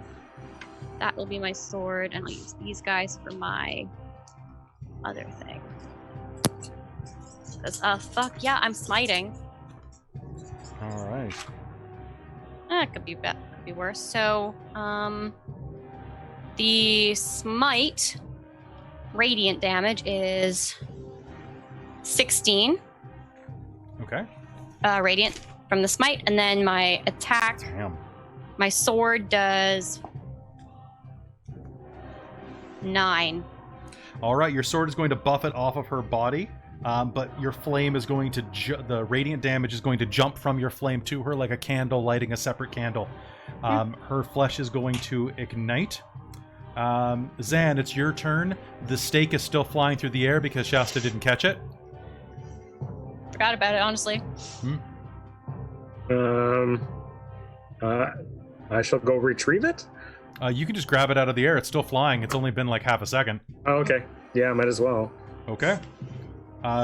You, given the proximity, you can try to sneak attack with it. I have nothing else, so sure. All right. So. That's a natural 20. Okay, then don't worry about damage. So the way that these work, just so you know, and for people watching later, the vampire is destroyed if a piercing weapon made of wood is driven into its heart while it is incapacitated in its resting place. I'm going to read this as well as incapacitated. I'm going to say that for a basic bitch vampire, it doesn't matter if they're in their resting place, so long as they're incapacitated when the stake is driven in.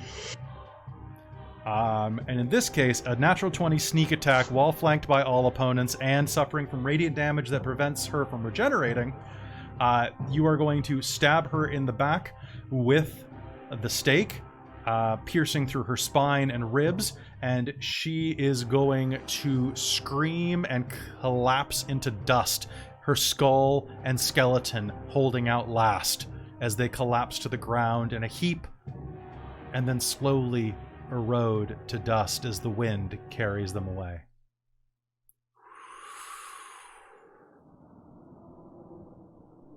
Now, as you catch your breath, all around you, you can see that the building that you're in, you're all still very wet. It stopped raining. The hearth in the center of the room is glowing and sputtering against wet wood.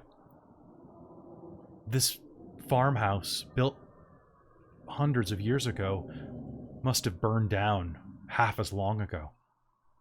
Ivy and moss cover the stones that hold maybe half the height they once did. Your bedrolls are laid out. You can see that several dead animal carcasses lie on a rotted table ahead of you. You can feel your stomach roll and squirm with parasites and worms. In the room next door, you can see that half of the door separating the bedroom still remains, but the other half looks like where the fire began. It's completely gone. The building collapsed in a pile of rubble. And as you catch your breath, the room will fill with a thick, rolling mist. And let's see.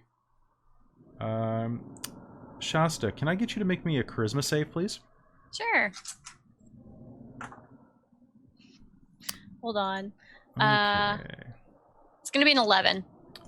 All right, so you rolled a 10, right, Brother Karas? Okay, so it was a 10 or a 7.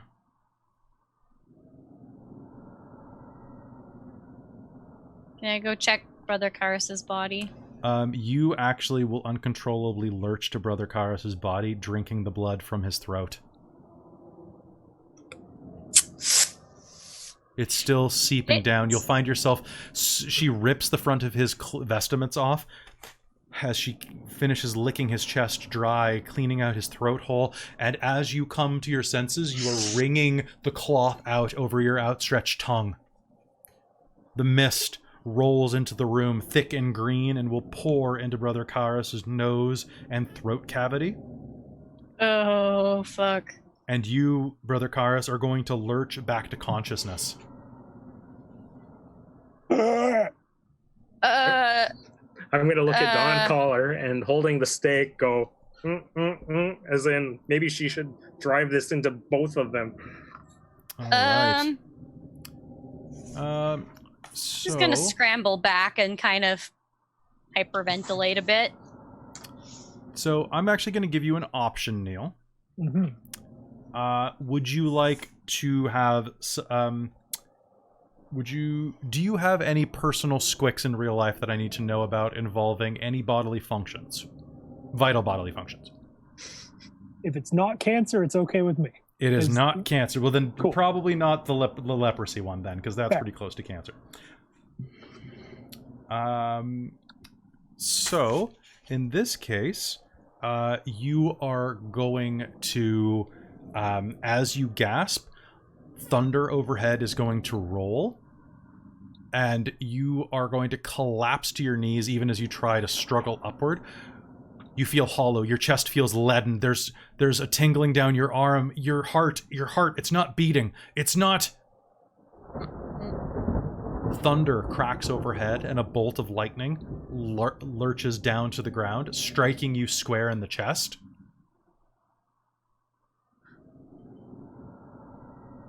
You gasp and feel that your heart suddenly begins beating again. You instinctively will know, as it does, that your heart now requires a steady stream of electricity once per day to remain functioning. Well, shit, how are we going to do that? I just say we don't worry about it. So, Brother Karas, you'll realize this. You need to be dealt an amount of lightning damage equal to your con score, cumulatively or all at once. You are also immune to all electricity all lightning damage. But you now have a terrible need for speed. Well, damn, when a Tempest Cleric around, right? Right? So you are going to have to find a cattle prod or a lightning rod or something.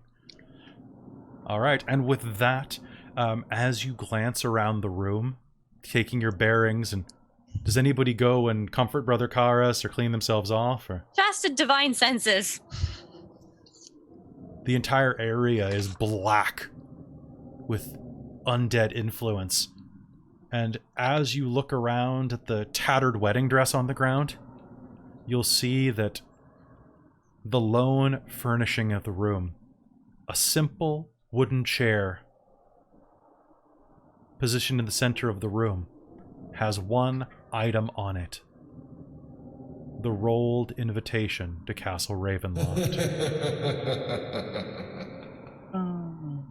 Maybe we should go there. I think we're going to go to a bathroom break now. Yeah, sounds good. All right, we'll be right back, everybody. Welcome back to The Curse of Strahd, Episode 6, The Town of Vallaki. As you find yourself in the blasted, ruined remains of what once upon a time might have been the Lucresh farm, you catch your bearings. You bandage yourselves up, take some time. It's darkness is still surrounding you, but you can see that in the distance, the slightest crack of orange filling the horizon. Do you spend the next 8 hours resting? Yeah. Maybe. I vote yes. Wait, what did we eat last night? You don't want to think about it. Yeah, it's best not to think about it, my friends. Then I'm going to go in the bushes and throw up for a while. Okay.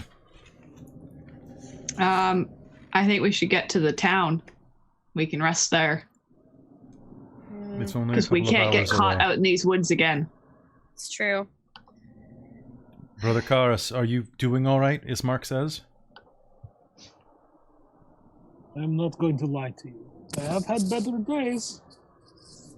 But you're breathing again. This is true. I could see the fire, but I could not reach it. And now I'm here. You've never looked better. Irina will step over to you, put a hand on your arm. Thank you for coming with me on this. I'll sigh, pat her on the shoulder, and it is What must be done? After retching in the bushes and gathering your belongings, you begin the long walk toward Vallaki. Is that correct? Just making sure? Yeah. It's only about 3 hours, but they're long ones. As you leave the farmhouse, you will see that there is a skeletal mare laying in the ground outside, half buried underneath dirt and absently grown weeds. What part of last night was real? Do I Actually- still have a direwolf pelt? You still have direwolf pelt. Actually, is An anyone extra? searching the house at all before you leave? Yes. Yeah. Yeah. All right. You will find a couple of things. Just, you don't need to do a search roll for this. They're actually pretty out in the open. The bride had an exquisite bracelet on one of her arms. It's made of gold that has several rubies set into it. It looks like it could fetch a duke's ransom. Lying amidst the burnt embers of the ground, you'll find that as well. You'll find 8 silver pieces and 12 copper pieces buried in the ashes. Who's writing this down? Not me, because I'm not searching. I'll take the 12 copper pieces. Those are good luck. Okay. Then I guess I'll pocket the silver. How much did you say it was? It is, I think I said 6 or 8. What did I say, guys? 8 silver, and I don't remember the copper. And it was 12 copper. Well, I remember 12 the 12 copper. Okay, so 8 silver. Okay. As well, you will find that laying in the kitchen, upright, is a bottle of Red Dragon Crush. Huh. I guess I'll grab that. It is sealed, and it looks like a fairly old vintage, though. The label is quite dusty. Are there any empty bottles? Like, what were we drinking? There is an empty cask and one broken bottle on the ground that fell over during the fight. Huh. Okay, cool. Oh, if we go to our dinner date, we should bring the bottle with us. Yeah, that's a good call. You know, Okay. bring a gift. Yeah, Yeah. You get advantage on your socialize roll. And that was a gold bracelet. It was a gold bracelet, yes. Okay. Can you make me a quick, let's say, history roll? Okay.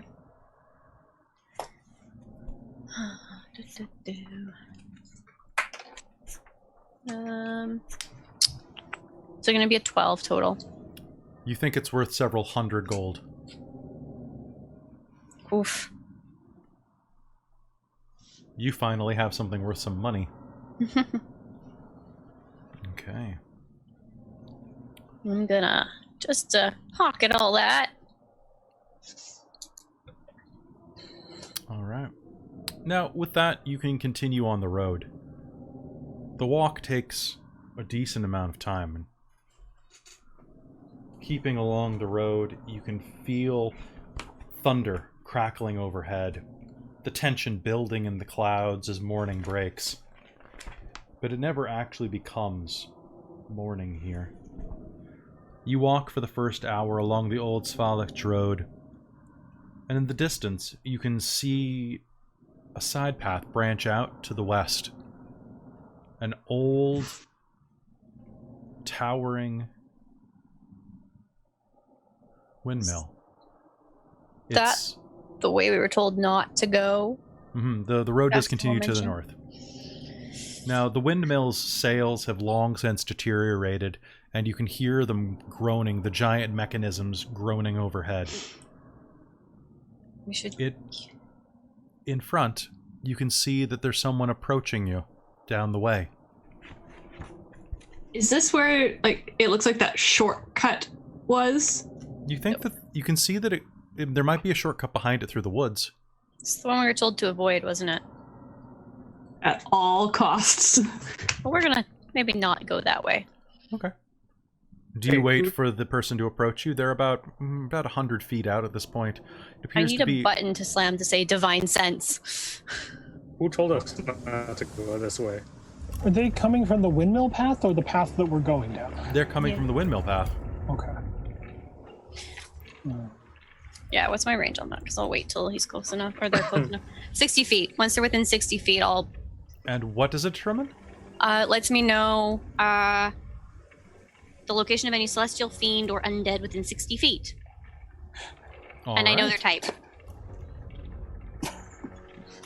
Well, I can guarantee you that... Oh. I need a button just to be like, slam! Divine sense. There are two undead very close to you.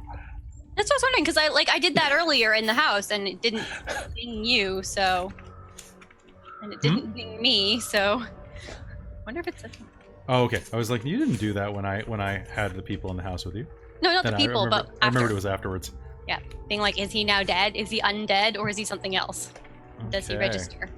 He registers as gray area. Okay. All right. Approaching you, you can see is an old, decrepit woman. She's bent and broken. Her nose is long and knotted with a bulbous wart growing out the tip of it. She's pushing a cart that creaks along with a large tarp pulled over it. As she approaches, she smiles at you with a jack-o'-lantern's toothlessness. Hello? She waves at you. Hello. Shasta, the fiend smiles toothily at you. The old woman. Tug on Brother Karis's sleeve. Are any of you hungry? I was on my way to Barovia. I have a number of pastries. The fiend. No, thank you. I think we are okay. Safe travels to you. Speak for yourself. I'm famished. All right. What are you selling them for?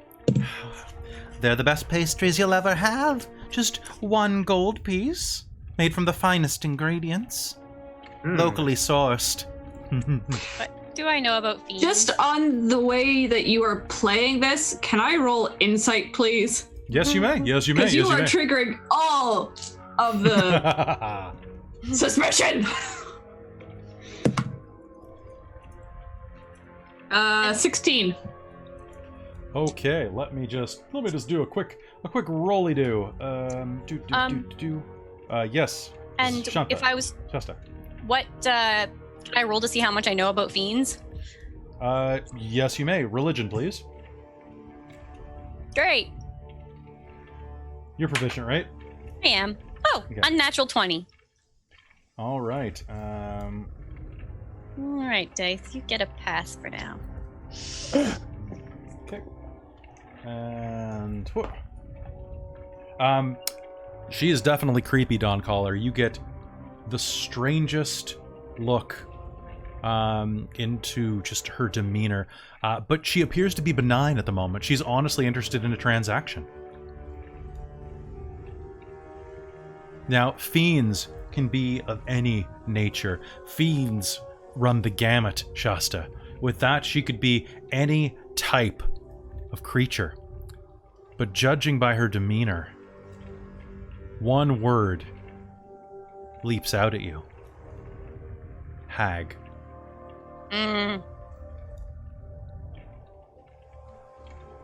This is not her true form, you imagine. How do we deal with hags? You kill the hell out of them. All right, I'm gonna. You need to use. Generally, fiends are resistant to most magical or non-magical weapons. Sometimes silver works on them. Fiends are. They're bad. They're bad news. Bad news bears. Well, I'm fishing out 3 gold pieces and passing them over. Breakfast, All right. lunch, and dinner. She will peel away several of these and put them in a little bit of wrapping. And hand them over to you. Lovely. Oh, yikes. I am famished. I haven't had a bite all night. What? No, I'm gonna save these for the trip. Don't worry. Wait, I am thanking the lovely lady. This is how transactions work. I know you're not used to it. We should be on our way. Yes, I know. I'm thanking the lady. Thank you. These look and smell delicious. I hope that this helps fund whatever enterprise you're funding. So she will pass them over to you and smile toothily and pat your hand. You'll have the greatest sleep of your life. Oh, that's what I'm looking for. Are you on the road north? Yep. Yes. That's the plan. Yep. You look a little threadbare. We're fine. Would you like to We're fine. help an old lady out? Mm-mm. We're fine. I've got You don't need help. Oh, you're quite the rude one. Young man, I can give you your coins back if you agree to deliver some of these to Vallaki. Sure. Save an old lady a trip if you're already on your way. You're going all the way there? I was supposed to go there in a few days, but if you're headed that way now... What, were you going to sell them? I was, yes. Well, how many do you have? I'll just give you the gold now, and we can... I'll just go and sell them myself. I have 2 dozen. 2 dozen? Oh, that's more gold than I have. Tell you what, 10 gold pieces for the lot, and you can sell them for whatever your heart desires. That is very... You drive a hard bargain. But, I mean, they smell delicious. They are. What's in them? The best local organic ingredients. Yeah, but like, what kind are they? Are they like... They... Rabbit? Turnip? Mincemeat. Ooh. So, nuts. Oh, okay. 10 more gold. I'll start counting them out. Oh no, 10 total, 10 total. Oh, so 7 more. Okay. 7 more, that's all. Oh, well, I feel like I'm robbing you here. You're saving an old woman a dangerous trip. That's fair. That's very fair. And I'm sure, I'll get a fair price for them. I think so. Just promise me you won't let any go to waste and you'll sell them all. Oh, no. Well, I mean, other than the 3 that I bought to eat. You promise they'll all be eaten? Oh, they'll be eaten. Promise me, dear. And she'll reach forward and take your hand. No, I promise. There won't be a single pie left when I'm done handing them out. All right. Make me a will save. Or wisdom save, please. I noticed that you very carefully worded that too. Oh yeah, no. Out of character, yes, I absolutely noticed that. That's great.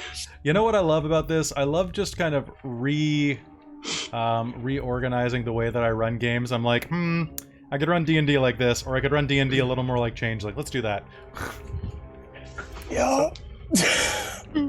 So which one's a will? Neil's head's exploding right now because he knows what's up.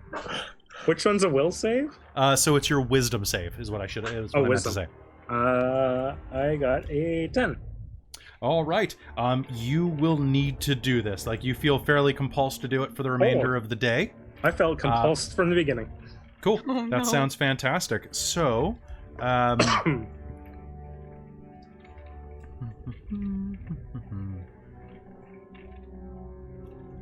right. So she'll hand over the entire batch to you in a basket. Oh, I get the basket? Yep. Lovely. Absolutely. I feel like I'm robbing you.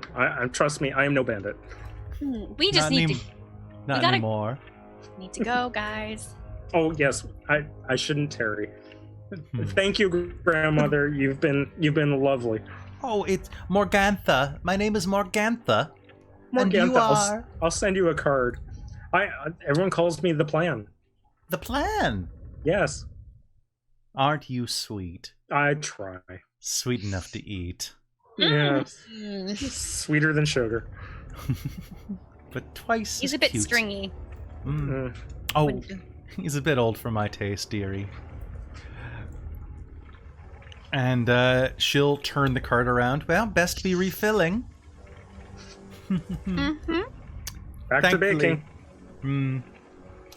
If any of you feel like getting some work in, I could always use some strong men to come and help us work the mills and grind down the ingredients for the bread. We'll keep that in mind. I will ask. And she'll slowly push the cart back up to the windmill. Lovely. Zan, do you still have a point of inspiration? No, I spent it. You got it back. I'll be Zan? right back. I'm just gonna turn the light on. Zan? I have a plan. Do you? Because that was a fiend. That was a hag. That Yes, is... I I'm know. not strobing nearly as much now. Everyone here is a hag. Have you met them? No, everyone here is unpleasant. Well, But not everyone is a hag. Not everybody's a hag. Not every fiend is a hag. Not every not fiend all is a of hag. them are a bunch of bloodsuckers either, but I seem to be talking to one. You Want a watch pie? yourself. You want a pie? I will hand you a pie. Yes. I'm gonna stare at the pie and just... No. Because I'm going to hand out so many pies. You have no idea what they're even made of. They're probably made of people. I don't even care. I don't even care, but next person we meet is getting lunch. What if Is they're it made of just people? me, or do all our rogues end up eating people? I haven't eaten anyone yet. I don't That's think. And if I did, I threw them up. Yeah, Christine, you got a point. Specifically when it comes to hags with windmills. Oh, God. Wait, what do you mean all of these Everyone's got to have a rogues? type. How many rogues have you guys gone through? Wasn't I the first? All right, let's go back in character. Let's go back in character. Sorry. Is this a story I haven't heard before, Don Caller? Look, I think it's a story from another life. It seems. let us Can I interest you in a pie? Let us continue on to Vallaki, for I at least need the comfort of an actual bed. I need some And perhaps to buy some sort of ascot. All right. A And I what? point to the horrible wound on my throat. Oh, it's healed completely. Is it? It's- Oh, okay. I assumed I'd have like a gnarly scar or something. You do have a scar there, but Yeah. it's not nearly as bad as it could be. Well, I'm not dead. You're not dead. Yes. But the scar is not as bad as it could be. So Zan, are you going to eat the entire thing right now? No, I'm not eating a single one. Oh, okay. Okay. Remind me page 125. 125. Okay. If anybody eats them, so you have 24 of those. Right. I'm gonna note them on my character sheet. Can I Page 125. sleight of hand to try and take one and drop it and stamp on it? Or toss it in the bush? I will give it to her freely. Okay. Sure. Okay. You can sleight of hand it. Well, I mean, if he just hands it to me, then... Okay. You gonna stamp on it? Yeah. Okay. So in that case, Or at least drop it on the ground and you're like, oh no. yeah, it falls on the ground. What do you do? Yeah, I'll do it later. So she takes the one that you hand to her, Zan, and drops it on the ground. Oh, you're not gonna eat it? Heck no. I don't eat hag food. It might be delicious. It probably will be. It's also probably made of people and cursed. Well, we don't know yet, and then we get to... You know what? Well, Save some for someone you really hate. Oh, I was gonna give it to all the town folk when we get there. Come to the mayor. Yes, see? See? You're catching on to the plan.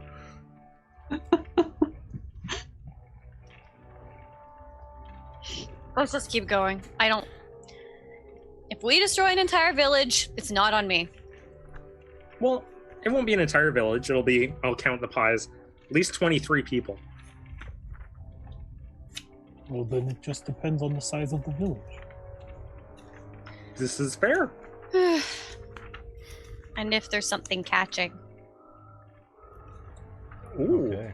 Are these plague pies? I hope not. I just want to throw out there, I want to talk to Ismark, but I want to wait until we've walked far enough along that this conversation could be, like, In the past? in the past. Okay. Yeah. All right. Shasta will drop it.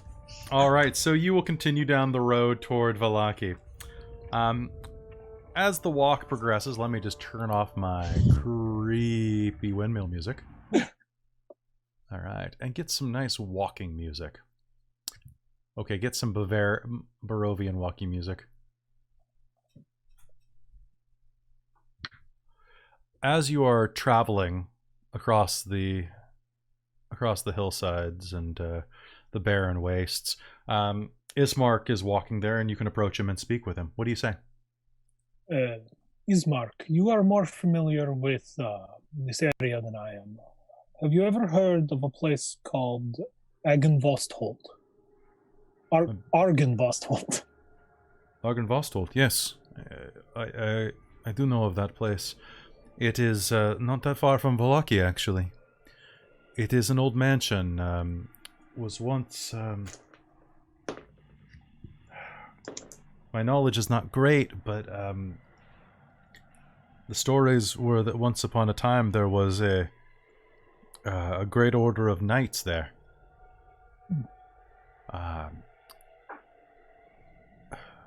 There are many rumors. Their standard was a dragon, I think. Did they fall? Does this sound evil? And as you say that, he'll jut his thumb over his shoulder back at Castle Ravenloft, which is perched forebodingly in the background. It is a fair point. Sometimes people fall because of a castle. Sometimes people fall because the master of the order is corrupt. Oh, or because there's soap loose in the tub. Yes, either way, I would probably still blame that bastard. Did they... were they said to have any magics about them or anything of that nature?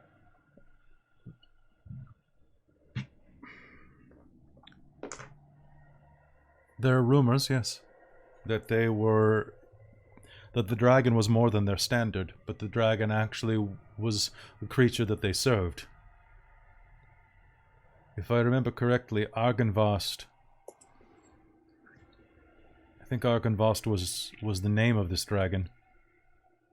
Why do you ask? It's a strange thing for a foreigner to be asking. I had a vision, and I am unsure whether it comes from a place of good or a place of evil.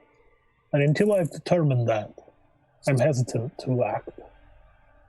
Are you honestly considering going to dinner when this is all done?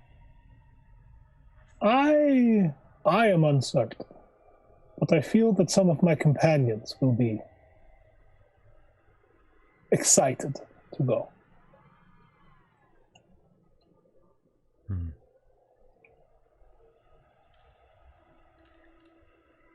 I wish you luck. I hope that you return, unlike the other adventurers who have come before.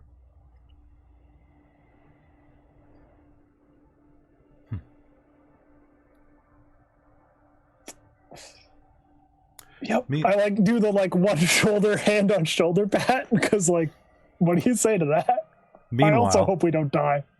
Meanwhile, on the other side of the group, Don Collar and Shasta are walking along the road, and Irina will watch her brother talk with Brother Karis, and will turn over to you.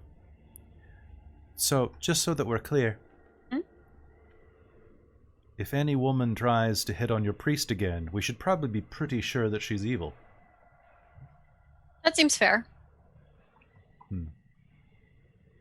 Man, I could have told you that.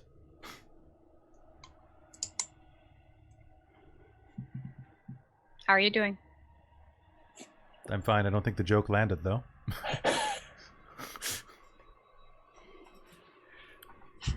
I'll be happier when we're out of here, and then we can start actually planning what to do next. What we need to do is determine a way for us to escape Barovia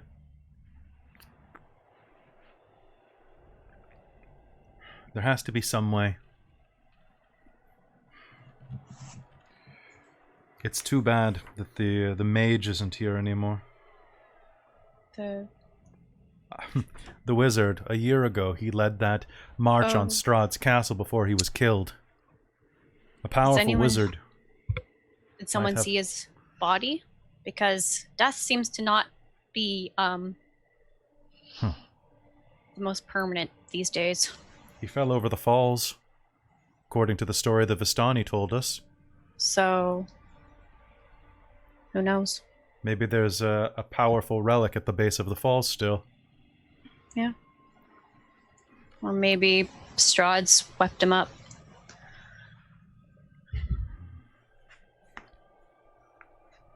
Maybe. Oh well. Who knows? Thank you for coming with us. It is very appreciated. I think you've saved between the two of you, you've saved our lives a few times too already, so. Yes, I've mostly been useless, but... Hey, me too. You're a hero. You are a chosen one of the greater gods.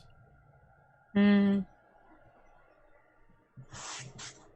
You're a knight, right? Of sorts. A paladin. Yeah, Of what? What is your cause?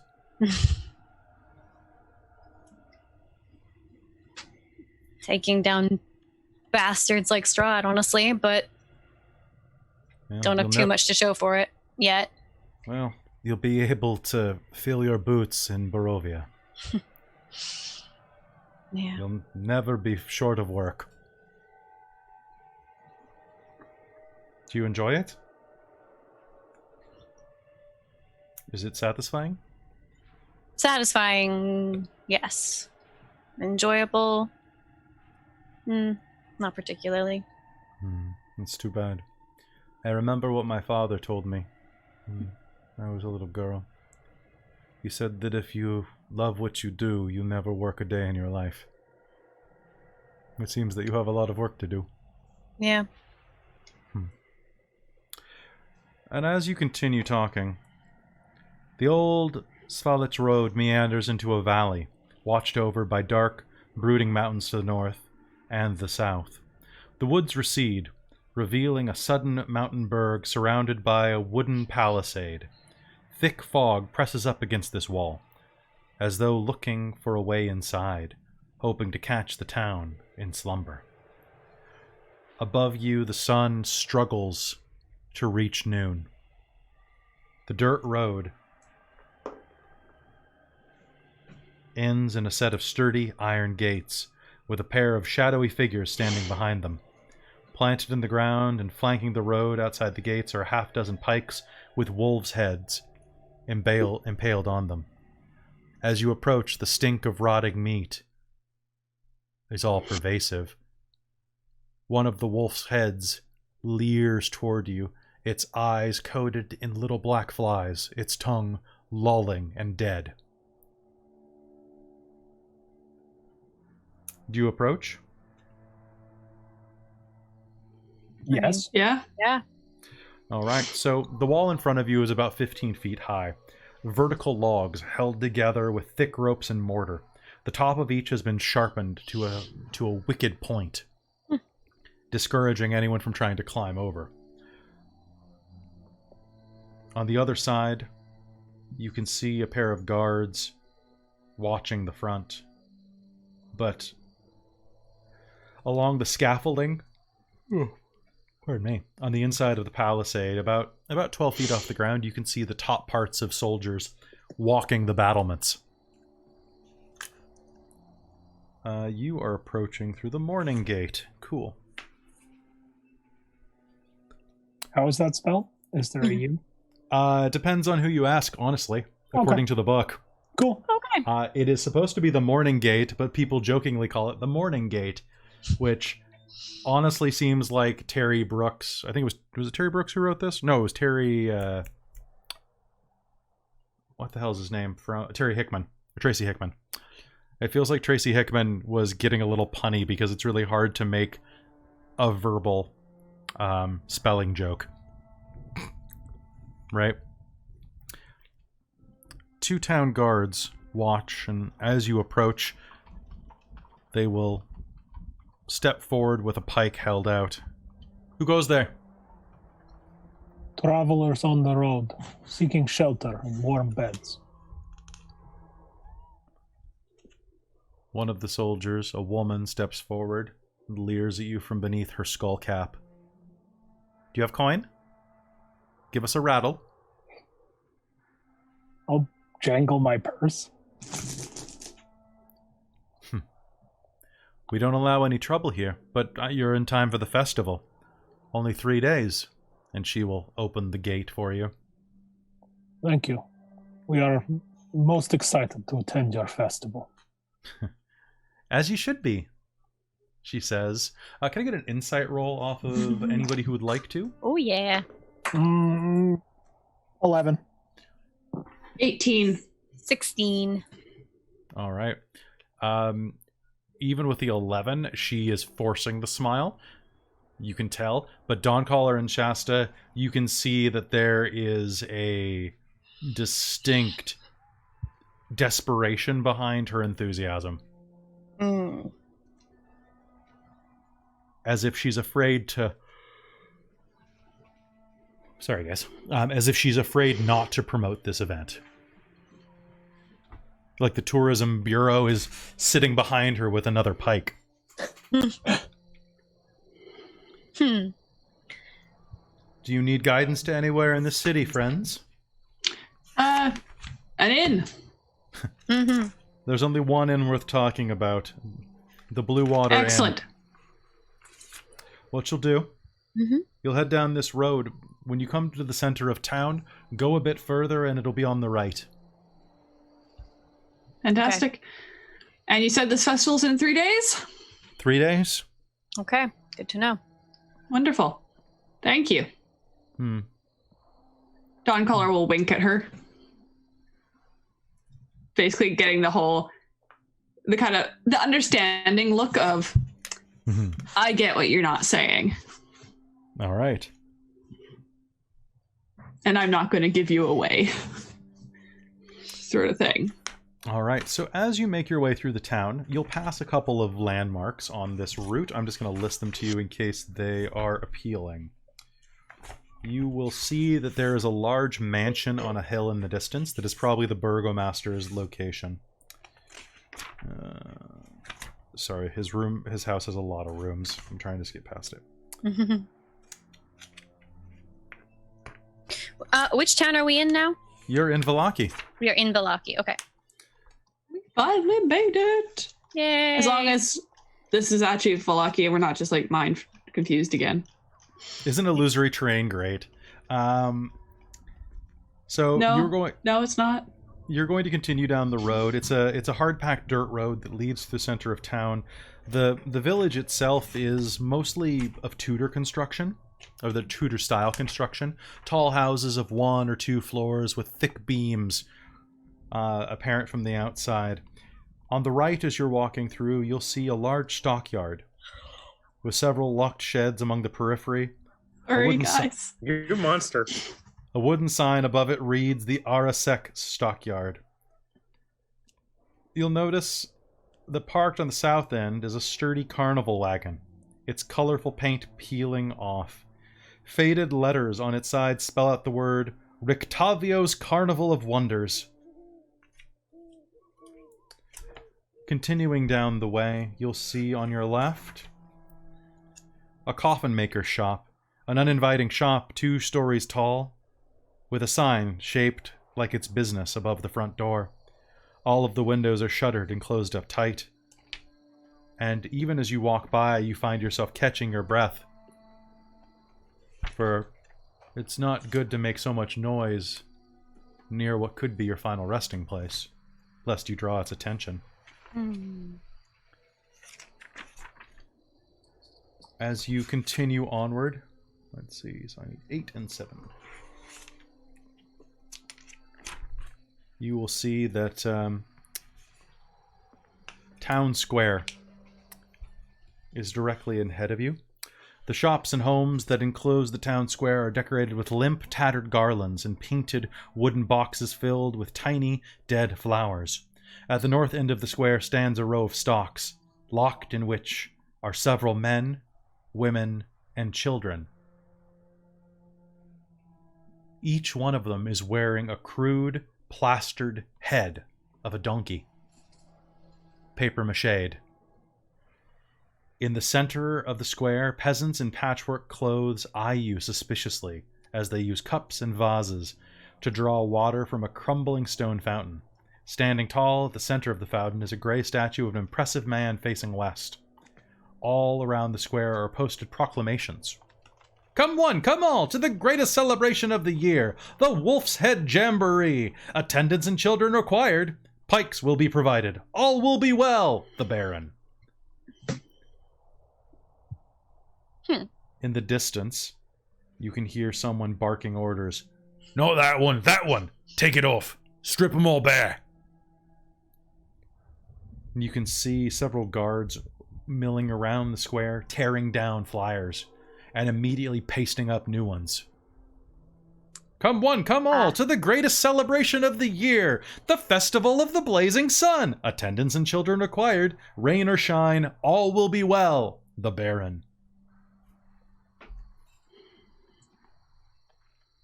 So what do you do? Do you continue walking, or do you... I want to go find the inn. Okay. Continuing down the way, you can see that on the left is a cramped shop with a dark entrance portico, above which hangs a wooden sign like a rocking horse. Shaped like a rocking horse. I'm gonna fall behind. Okay. What do you do, Dawncaller? Are there any of the guards kind of doing their postering near where we're walking by? There is one in the vague area, yeah. I'm just gonna kind of side up and, hey, do you have a second? Yeah, how can... Why are there kids in the stocks? They, well, you're not from around here, are you? No. They were... You can smell a bit of alcohol on his breath. They were crying during the ceremonies. Really? Or fighting. That boy there, he points at a boy no more than, by body size, 8 maybe? He was vandalizing things during the festival. She So how long are they in the stocks for then? Until the next festival. Do you feed them? They get some porridge. Once a day. They should be more serious during the events.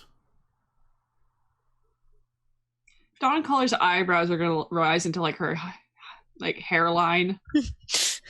Just he's going to take that opportunity to remove himself from your presence. okay. And continue putting up posters. Because he doesn't need this trouble. That's fair. She wasn't gonna say anything more, but his actions kind of say he doesn't agree with it. So we might be toppling a baron while we're here. Do you say that? No. Okay. This is playing it up for the stream, Amy. Just making sure. Because, yeah. All right. I'm not going to say that out loud. Besides, I wouldn't be saying it to anybody, so it would be just talking to myself. It'd be weird. She's not that insane. Okay. Not yet. As you continue walking, like I said, you'll see that there's a shop on your left with, and I only remind you because it's such a weird sight.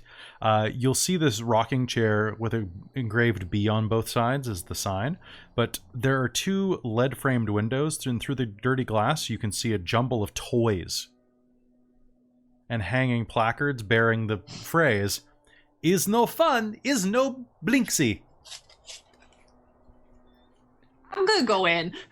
Okay. I'm curious now. Dawncaller departs from you and enters a small toy shop. Dawncaller is tall. I feel like it would be relatively obvious when she really vanishes. I say when she vanishes, I say that she goes somewhere. Yeah, but like I let myself fall behind and stopped to talk to somebody and then went in. Right. So you may have pulled ahead. I don't know. Yeah, I'm just thinking that I wouldn't have gone too far once it was obvious that our tall one was not here. No, you can definitely catch up. Yeah, gonna turn around and head back. Okay, let me just... I feel like this deserves a different... No, it probably doesn't. All right, as you enter the place, you can see that this place is full of toys. So many toys. As you walk through the door, a thick-necked, bearded man who looks like this. Creepy. Does he have a monkey? Give me one moment on that one. Welcome, friends, to the House of Belinsky, where happiness and smiles can be bought at bargain prices. Perhaps you know of a little child in need of joy, a little toy for a girl or boy, he says in limerick rhyme to you. And as you hear that, you... And a small monkey will dart out of the shadows and climb up on his back. Ah, there you are, Piccolo. Hello, you come to do the shoppings? I saw your sign and it was intriguing, so I thought I would have a look at what you had. Oh, yes, of course. We have many presents for young girls and boys. I am Blinksky, and it is my job to make the world happy. Please, let me show you. Look around. All prices are very reasonable. All right. By the way, I am reading his dialogue as written. In case anybody's like, this is a horrible stereotype. Yes, but the book says. Okay. Is there anything interesting? Oh my god. As you're looking through the pieces, is anybody else going in to join her? I mean, I'll check to see where she might have gone, and then if I see her in the window, go like, okay, yeah, we're gonna go check this out. Welcome, friends, to the House of Blinksky, where happiness and smiles can be bought at bargain prices. Perhaps you know a little child in need of joy, a little toy for a little girl or little boy. He repeats verbatim with that practiced every time someone walks in. He says this. What about the two of you? Are you out on the street just kind of hanging around the center fountain area? I'm probably talking to Brother Karis about my plan with the pies. Okay. Excellent. Well, then prepare for a lecture about why you did bad. As you're out there, you'll see that there is a rather hungry child staring at you from one of the alleyways nearby.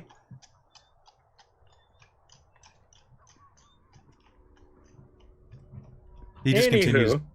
Anyway, all right. Now back inside, poking around the things, you will see the first thing that you will find is a headless doll that comes with a stack of attachable heads, including one with its eyes and mouth sewn shut. Kids like weird stuff. 9 copper pieces.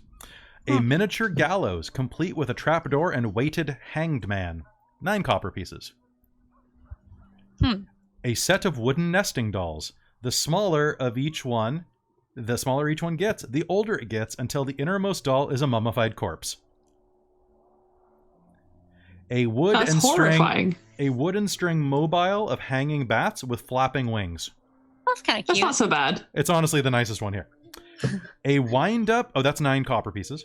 A wind-up musical merry-go-round with figures of snarling wolves chasing children in the place of prancing horses. 9 silver pieces. Because it actually is a music box. And if you... Do you activate that? Yeah, I'll poke at it. Okay, just give me one moment, please. So weird, I can't not poke it. It's true. So as you... It has a little crank key in the side. And as you turn it on, I hope this is good. Just waiting. So you crank. crank. It seems fairly well made.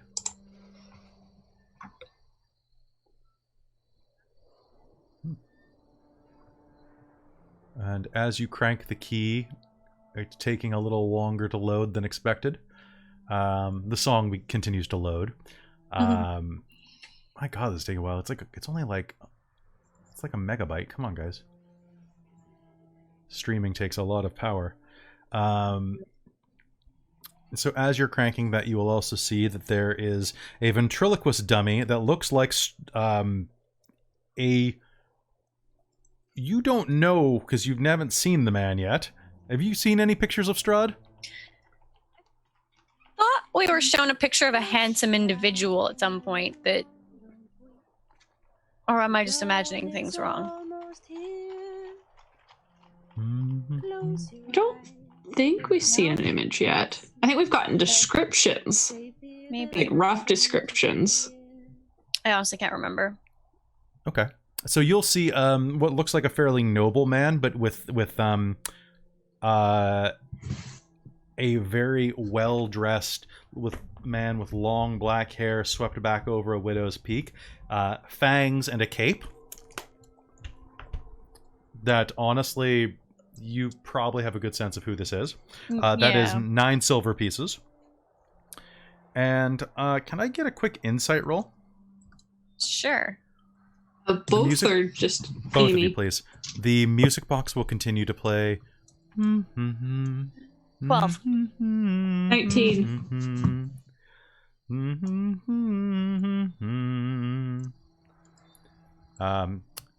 Which is playing a soft, surprisingly beautiful lullaby. And then, finally, you'll see a doll that looks... Shasta, it looks very familiar to you. And you kind of just reflexively pick it up off the shelf, as you do when you're shopping. And as you hold it up, Dawncaller, you'll immediately recognize that this is a doll made to look like Irina Koyana. This looks like the girl you've escorted to Vallaki. But as you pick it up, Blinksy will step forward. I'm sorry, friends. That is not for sale. It should not have been placed out. I'm very sorry. This is, and he'll pluck it out of your hands. Sorry, I set this down in the wrong place. This is already paid for. Oh, it's beautiful. Who's it for? Yeah. Yeah, perhaps I should not tell other people's business, but maybe if you buy something, I can tell you? I'll buy the, this puppet here. You're buying the dummy? Yeah. 9 silver pieces, please. I will give Passover 9 silver pieces. And he will give you, and 1, and slide 1 back to you. Or, well, no, you're giving over an exactly 9? I thought you were giving a gold for some reason. Sorry. My brain was still going on the you'll give gold and I'll give change. I will actually do that, honestly. Okay, he will slide and 1. There we go. Now that worked perfectly. There we go. There is a man in the city. His name is Isaac Strasny. He is the Burgomaster's major domo? Right-hand man? He asks for a doll every month. Different description, but yeah, same girl. I don't know why. But he's got good taste. I'd love to speak to him about this, where he gets these ideas. You do not want to speak to him, maybe? Why not? He is a very fine, upstanding citizen who has arm of an angel that create water when it touch people. He is very, very kind man who you don't want to meet. Maybe I have said too much. If he's a kind man, I'd love to meet him. He is not a kind man. He threatens to burn down my shop whenever he requests. He never pays. Please do not say I said anything. Please do not say I said anything. I'm sorry, what did you say? Did you say anything? I didn't hear anything. No, he just described, just telling us about his workmanship of that doll. Yeah, it's fascinating. What's fascinating? You hear from the door as Irina approaches. Look at this puppet I bought. I'm gonna hold up Welcome, friends, to the House of Blinsky, where happiness and smiles can be bought at bargain prices. Perhaps you know a little child in need of... All right. Yeah, Irina, look, I found this, I bought this doll. Isn't it fine? Blinsky is just staring slack-jawed at Irina. Irina will look at the doll and go similarly slack-jawed. The Strahd doll. And will lean forward and flick it in the nose hard. Just... Right. Ugh. I was thinking about setting it off. I mean... I will love you forever, my friend, if you find him and shove it up his... And at that, you're going to hear the monkey go... over in the corner, cutting her off. Mm-hmm. What are you looking at? She says to Blinksy, who is quite pale in his ruddy cheeks. Nothing. Nothing. Everything is fine. Thank you for your sale. Please come again. I will slip him 4 gold and ask that he doesn't say anything till after the festival. He will palm it, and then as you palm it, and you're standing around the main room, he will suddenly jerk upward, grab Irina by the arm, back room, no, go, and will push her toward this curtained back room. Irina, hide and be quiet. Yeah, good call. She will jut behind the curtain, and suddenly you will hear the sound of heavy bootsteps approaching the door.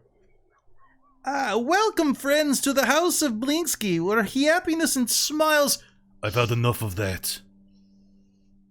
Where is it? A man enters. Let me find a photo of this guy, because honestly, it's worth it. Basically, has anybody ever seen Dungeons and Dragons, the movie? Yes. Yeah. The bald guy. I don't remember that part. No. He got a thing in his ear, but so basically, I'm gonna say that this man looks like big, angry John Malkovich. But his actual photo is... There we go. Well, sort of. He kind of more looks like Vin Diesel. Okay, so he's the guy in the front. Oh boy. Okay. A man with a perpetual scowl, a shaved bald head, ears jutting out of the sides of his head like parentheses to a bad idea.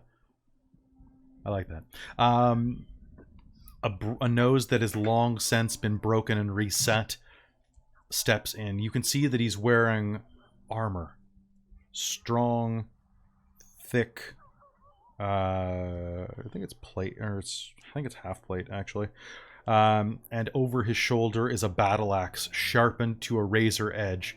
White fur clings to it around his shoulders in a mantle.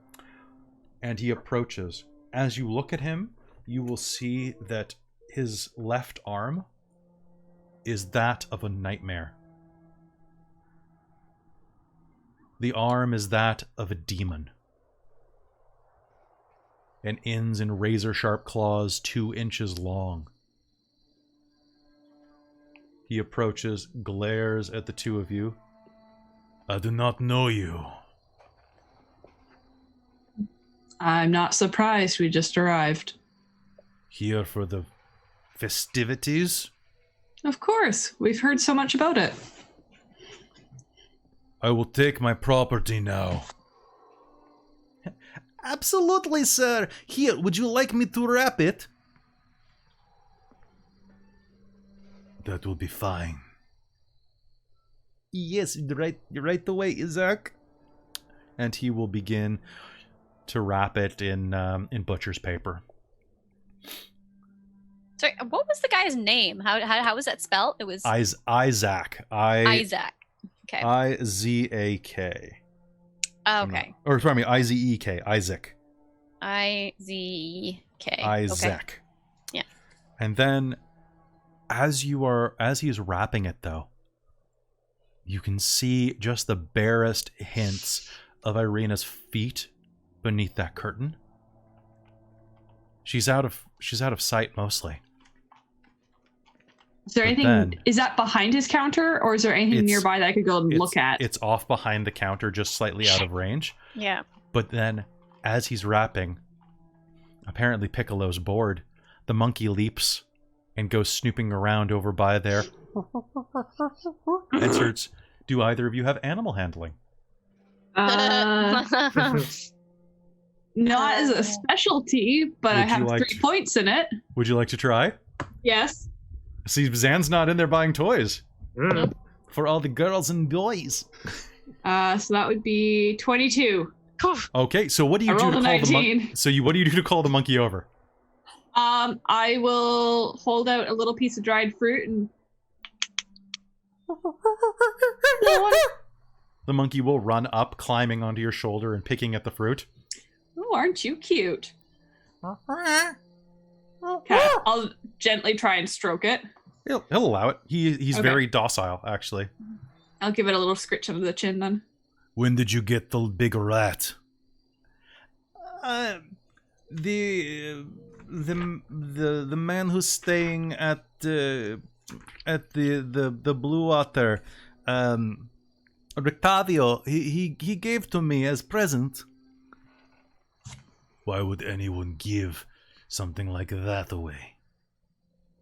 Could fetch decent coin. Or perhaps it tastes good. Well, you know the Blue Water's policies on animals. They would not let him keep it there, so he let me have it. He's a very kind man. He has bought several things with money. I will interject calmly from the side. Monkeys aren't very good at eating. I've had them before. Don't taste very good. That's good to know. Here is your your package, Isaac. Don't cause any trouble while you're in town. Don't intend to. Then we have no problems. Excellent. Enjoy the festival. Thank you. Looking forward to it. And he will turn and wander out. This guy is Vin Diesel in my mind from now on. Yeah, fair enough. All right, he wanders back out. Back in the city square, you will see a man with a literal demon's arm as his left arm wander out.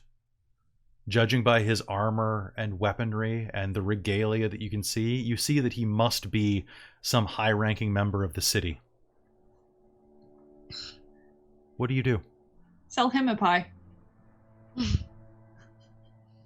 He deserves it. What do you all do out there? Might as well start with the first victim. All right. So you're gonna approach him? Yep. Okay, let me just check something real quick. Oh, pardon me, it's studded leather armor. It just looks really cool in the picture.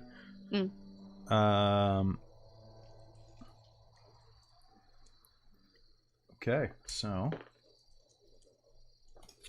Alright, so as you approach... Do I know you? Me? No, of course not. I'm just a simple traveling baker. I'm showing off my wares. I'll show him the basket. And how much? Wondering, well, it depends. You can have the plain version, which are 2 gold, or you can have the particularly blessed version. I'll point to Brother Karis. These ones have been known to cure all sorts of different ailments. These ones are 3. As you say that much, those rates are exorbitant. Hey, they cure pretty much anything that's ailing you. He is going to grab you by the front of the shirt. Ah. And lift you off the ground, kind of glaring you nose to nose.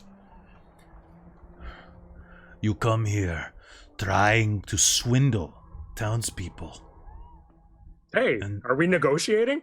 And you don't even have a business permit. Hey, I'm new here. Tell you what, I'll give you 2 for free. He'll drop you back to the ground.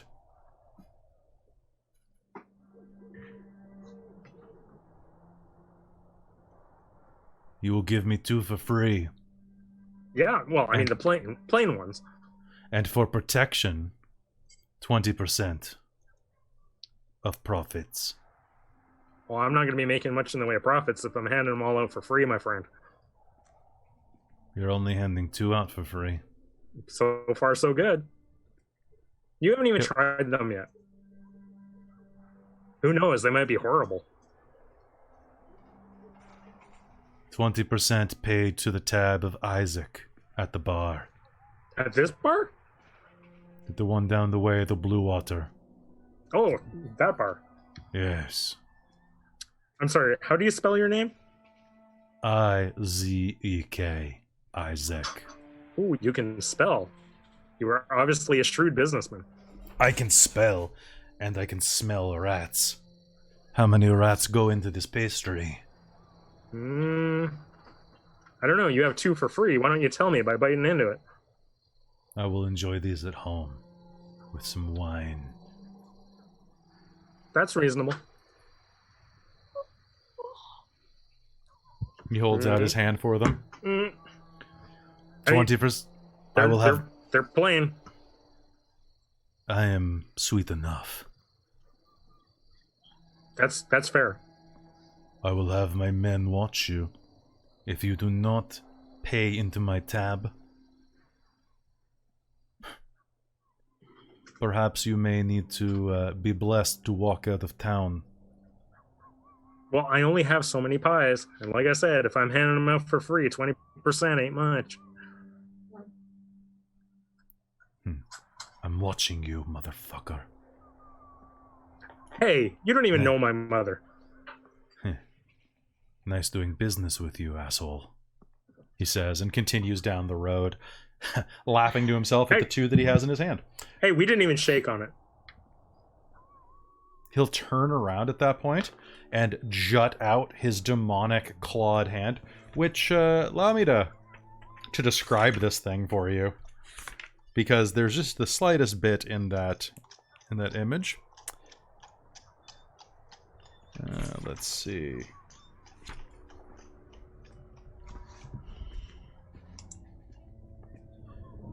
Barbed spines, elongated fingers, and long nails. Yeah. So it is a spined arm that basically looks like it belongs on, like, the hunters from Resident Evil 1. Cool. Yeah, so he'll thrust out his left hand at you. I will spit into my hand. Shake. As you shake with it, you feel something hot and fiery begin to form at the ball of his hand. And you'll hear your spit sizzle away. See, I can tell you're a trusting man. Who knows? I might have had the plague.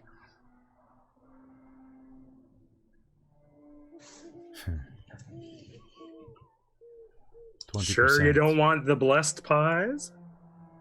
Only 7 gold for you, my friend.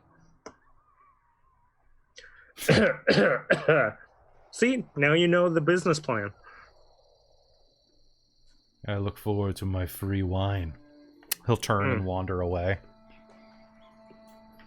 And start barking at guards to continue tearing down the posters and putting up the new ones for the Blazing Sun Festival. Alright. A few moments later, he's long gone, and your group re-emerges on the street, Honestly, have any of them actually even seen the sun? It's like a vague outline in the clouds. Much less because it's a blazing sun festival, that just seems... As you are leaving, Dawncaller, Blinksy is going to approach you and thrust the musical merry-go-round at you. Please, take this. You give me money, but I want to spread joy. Please, you already pay. You can have. Thank you. Is beautiful old song that I learned when I was boy. I hope you like.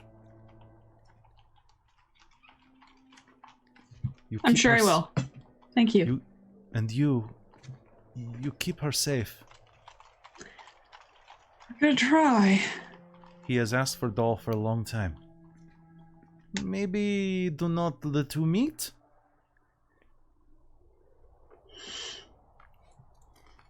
All right, and with that, you'll reconvene on the street corner.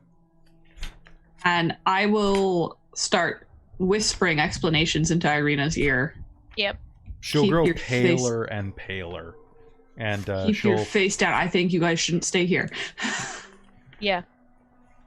Agreed. We shouldn't stay here long. Well, there aren't many other options, she'll say. Let's get to the inn first, though. Wandering down a veil or something. Or a hat. She'll say this as we're walking. Not on me. Maybe we can find one for you. Here's hoping. Now, keep an eye out for that guy, though. Continuing forward, she'll nod and you will fairly quickly make it to the Blue Water Inn. And gray smoke issues from the chimney of this very large, 2-story wooden building. It has a stone foundation and a sagging tile roof upon which several ravens have perched. A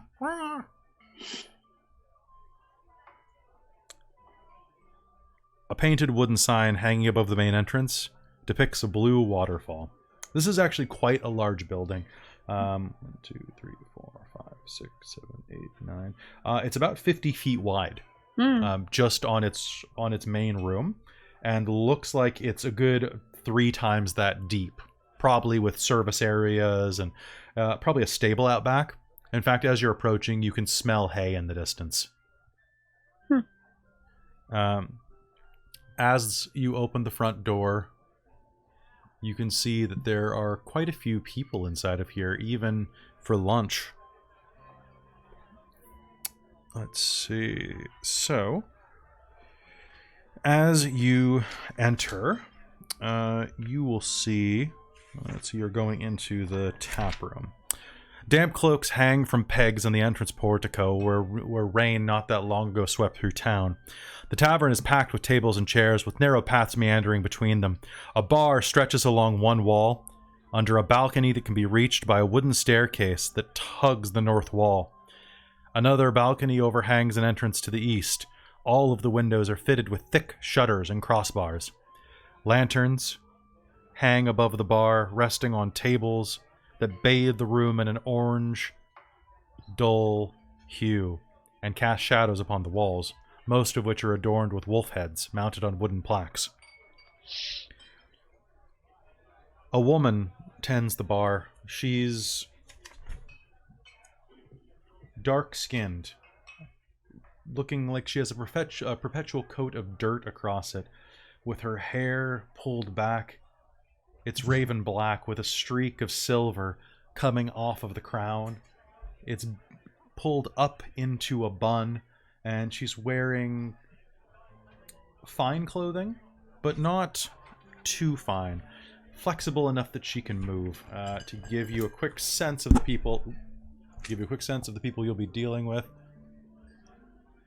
That is her. And that is her husband, and the kids are, they're around. as you enter, can I get a dex roll off or dex save off of everybody? Sure. I'm looking for a 10 or up. 25? 14. Okay. 14? 11? 21. All right. So, as you are moving around there, there are quite a few people in this area. There are...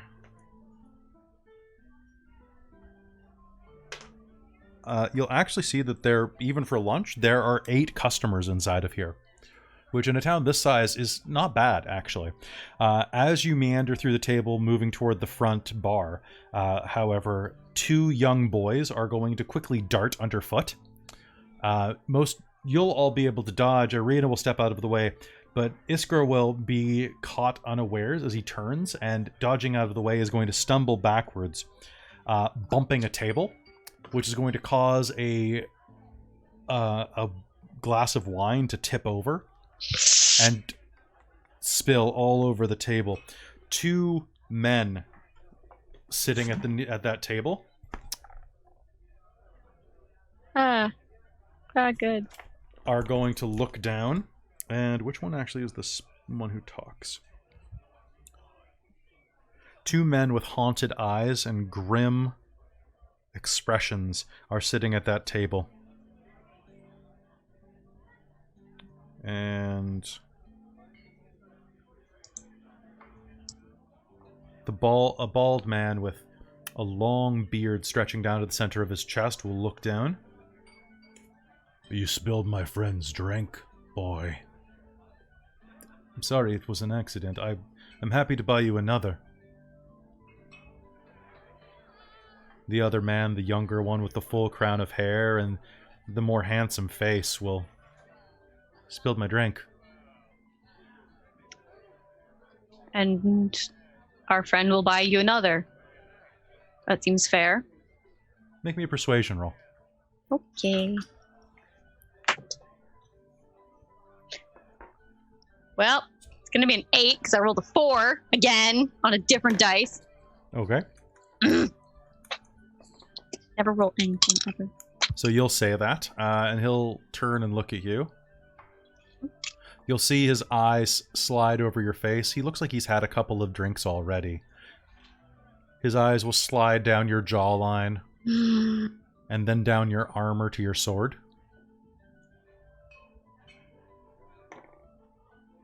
It was the Red Dragon Crush you spilled, friend. Expensive replacement. Looking down, anyone with a sense of things or a nose on their face can tell that that was the grape mash that was spilled, not the expensive drink.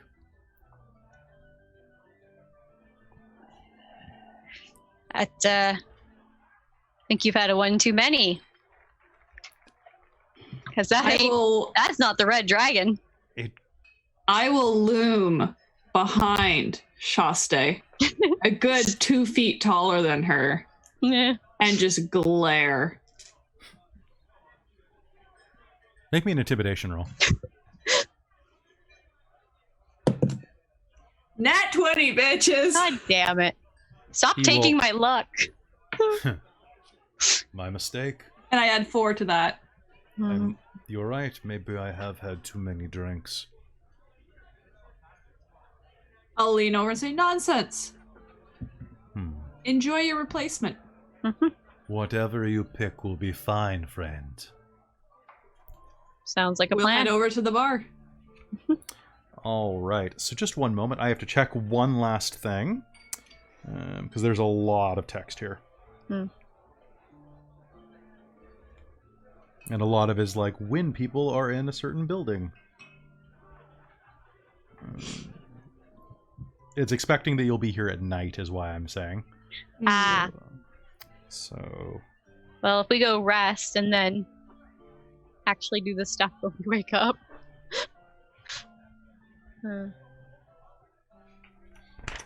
Okay, so I did highlight this, though.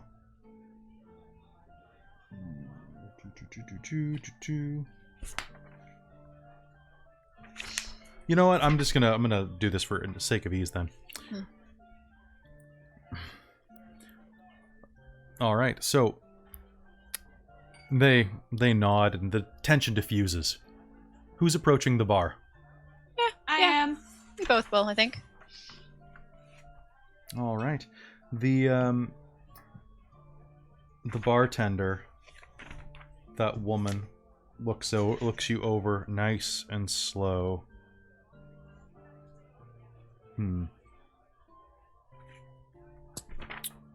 What can I get for you? What you got? Wine. Some wine. Not much. I can give you a pint of purple grape mash number 3 for 3 copper pieces. Or a pint of red dragon crush for 1 silver. You're travelers. Alright.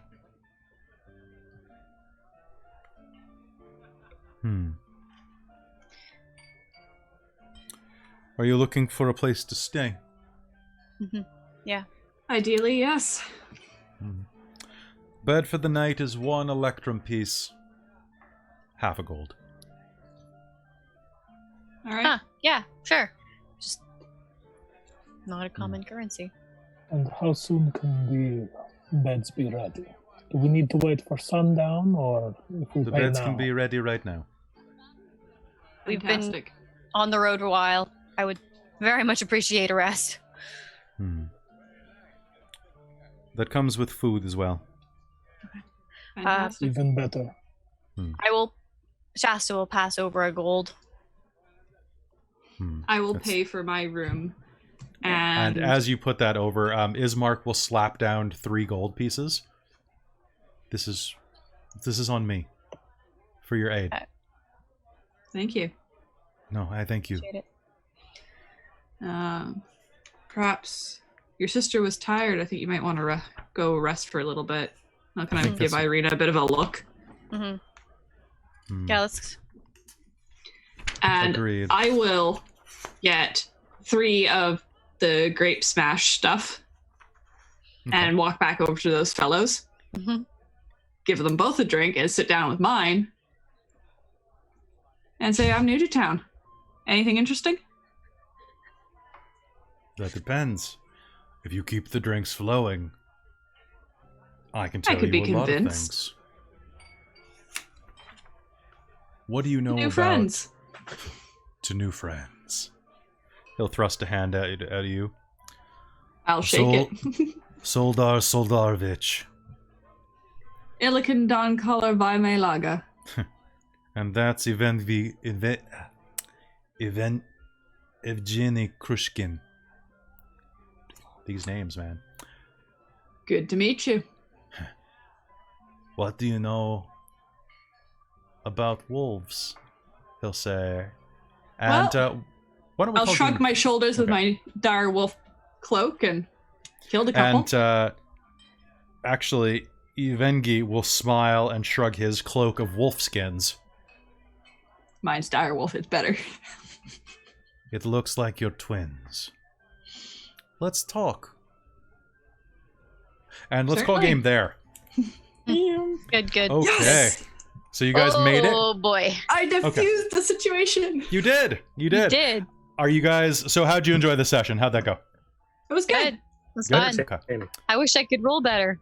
Oh my god, those were awful. That was so bad.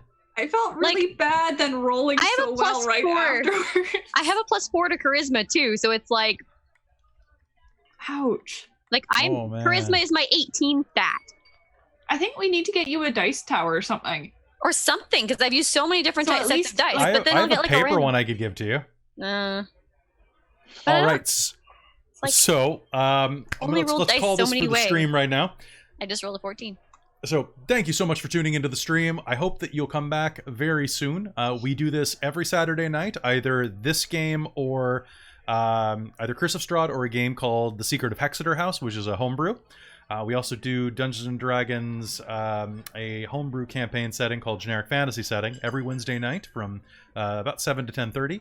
And then tomorrow, I'm actually running the first game of a new distance play with some friends from across the continent called It's Always Magical in Fandelia. which I hope you'll tune in. It's at noon Pacific. So thank you so much for tuning into Curse of Strahd. We'll see you again very soon. Goodbye. Bye. Bye. Oh.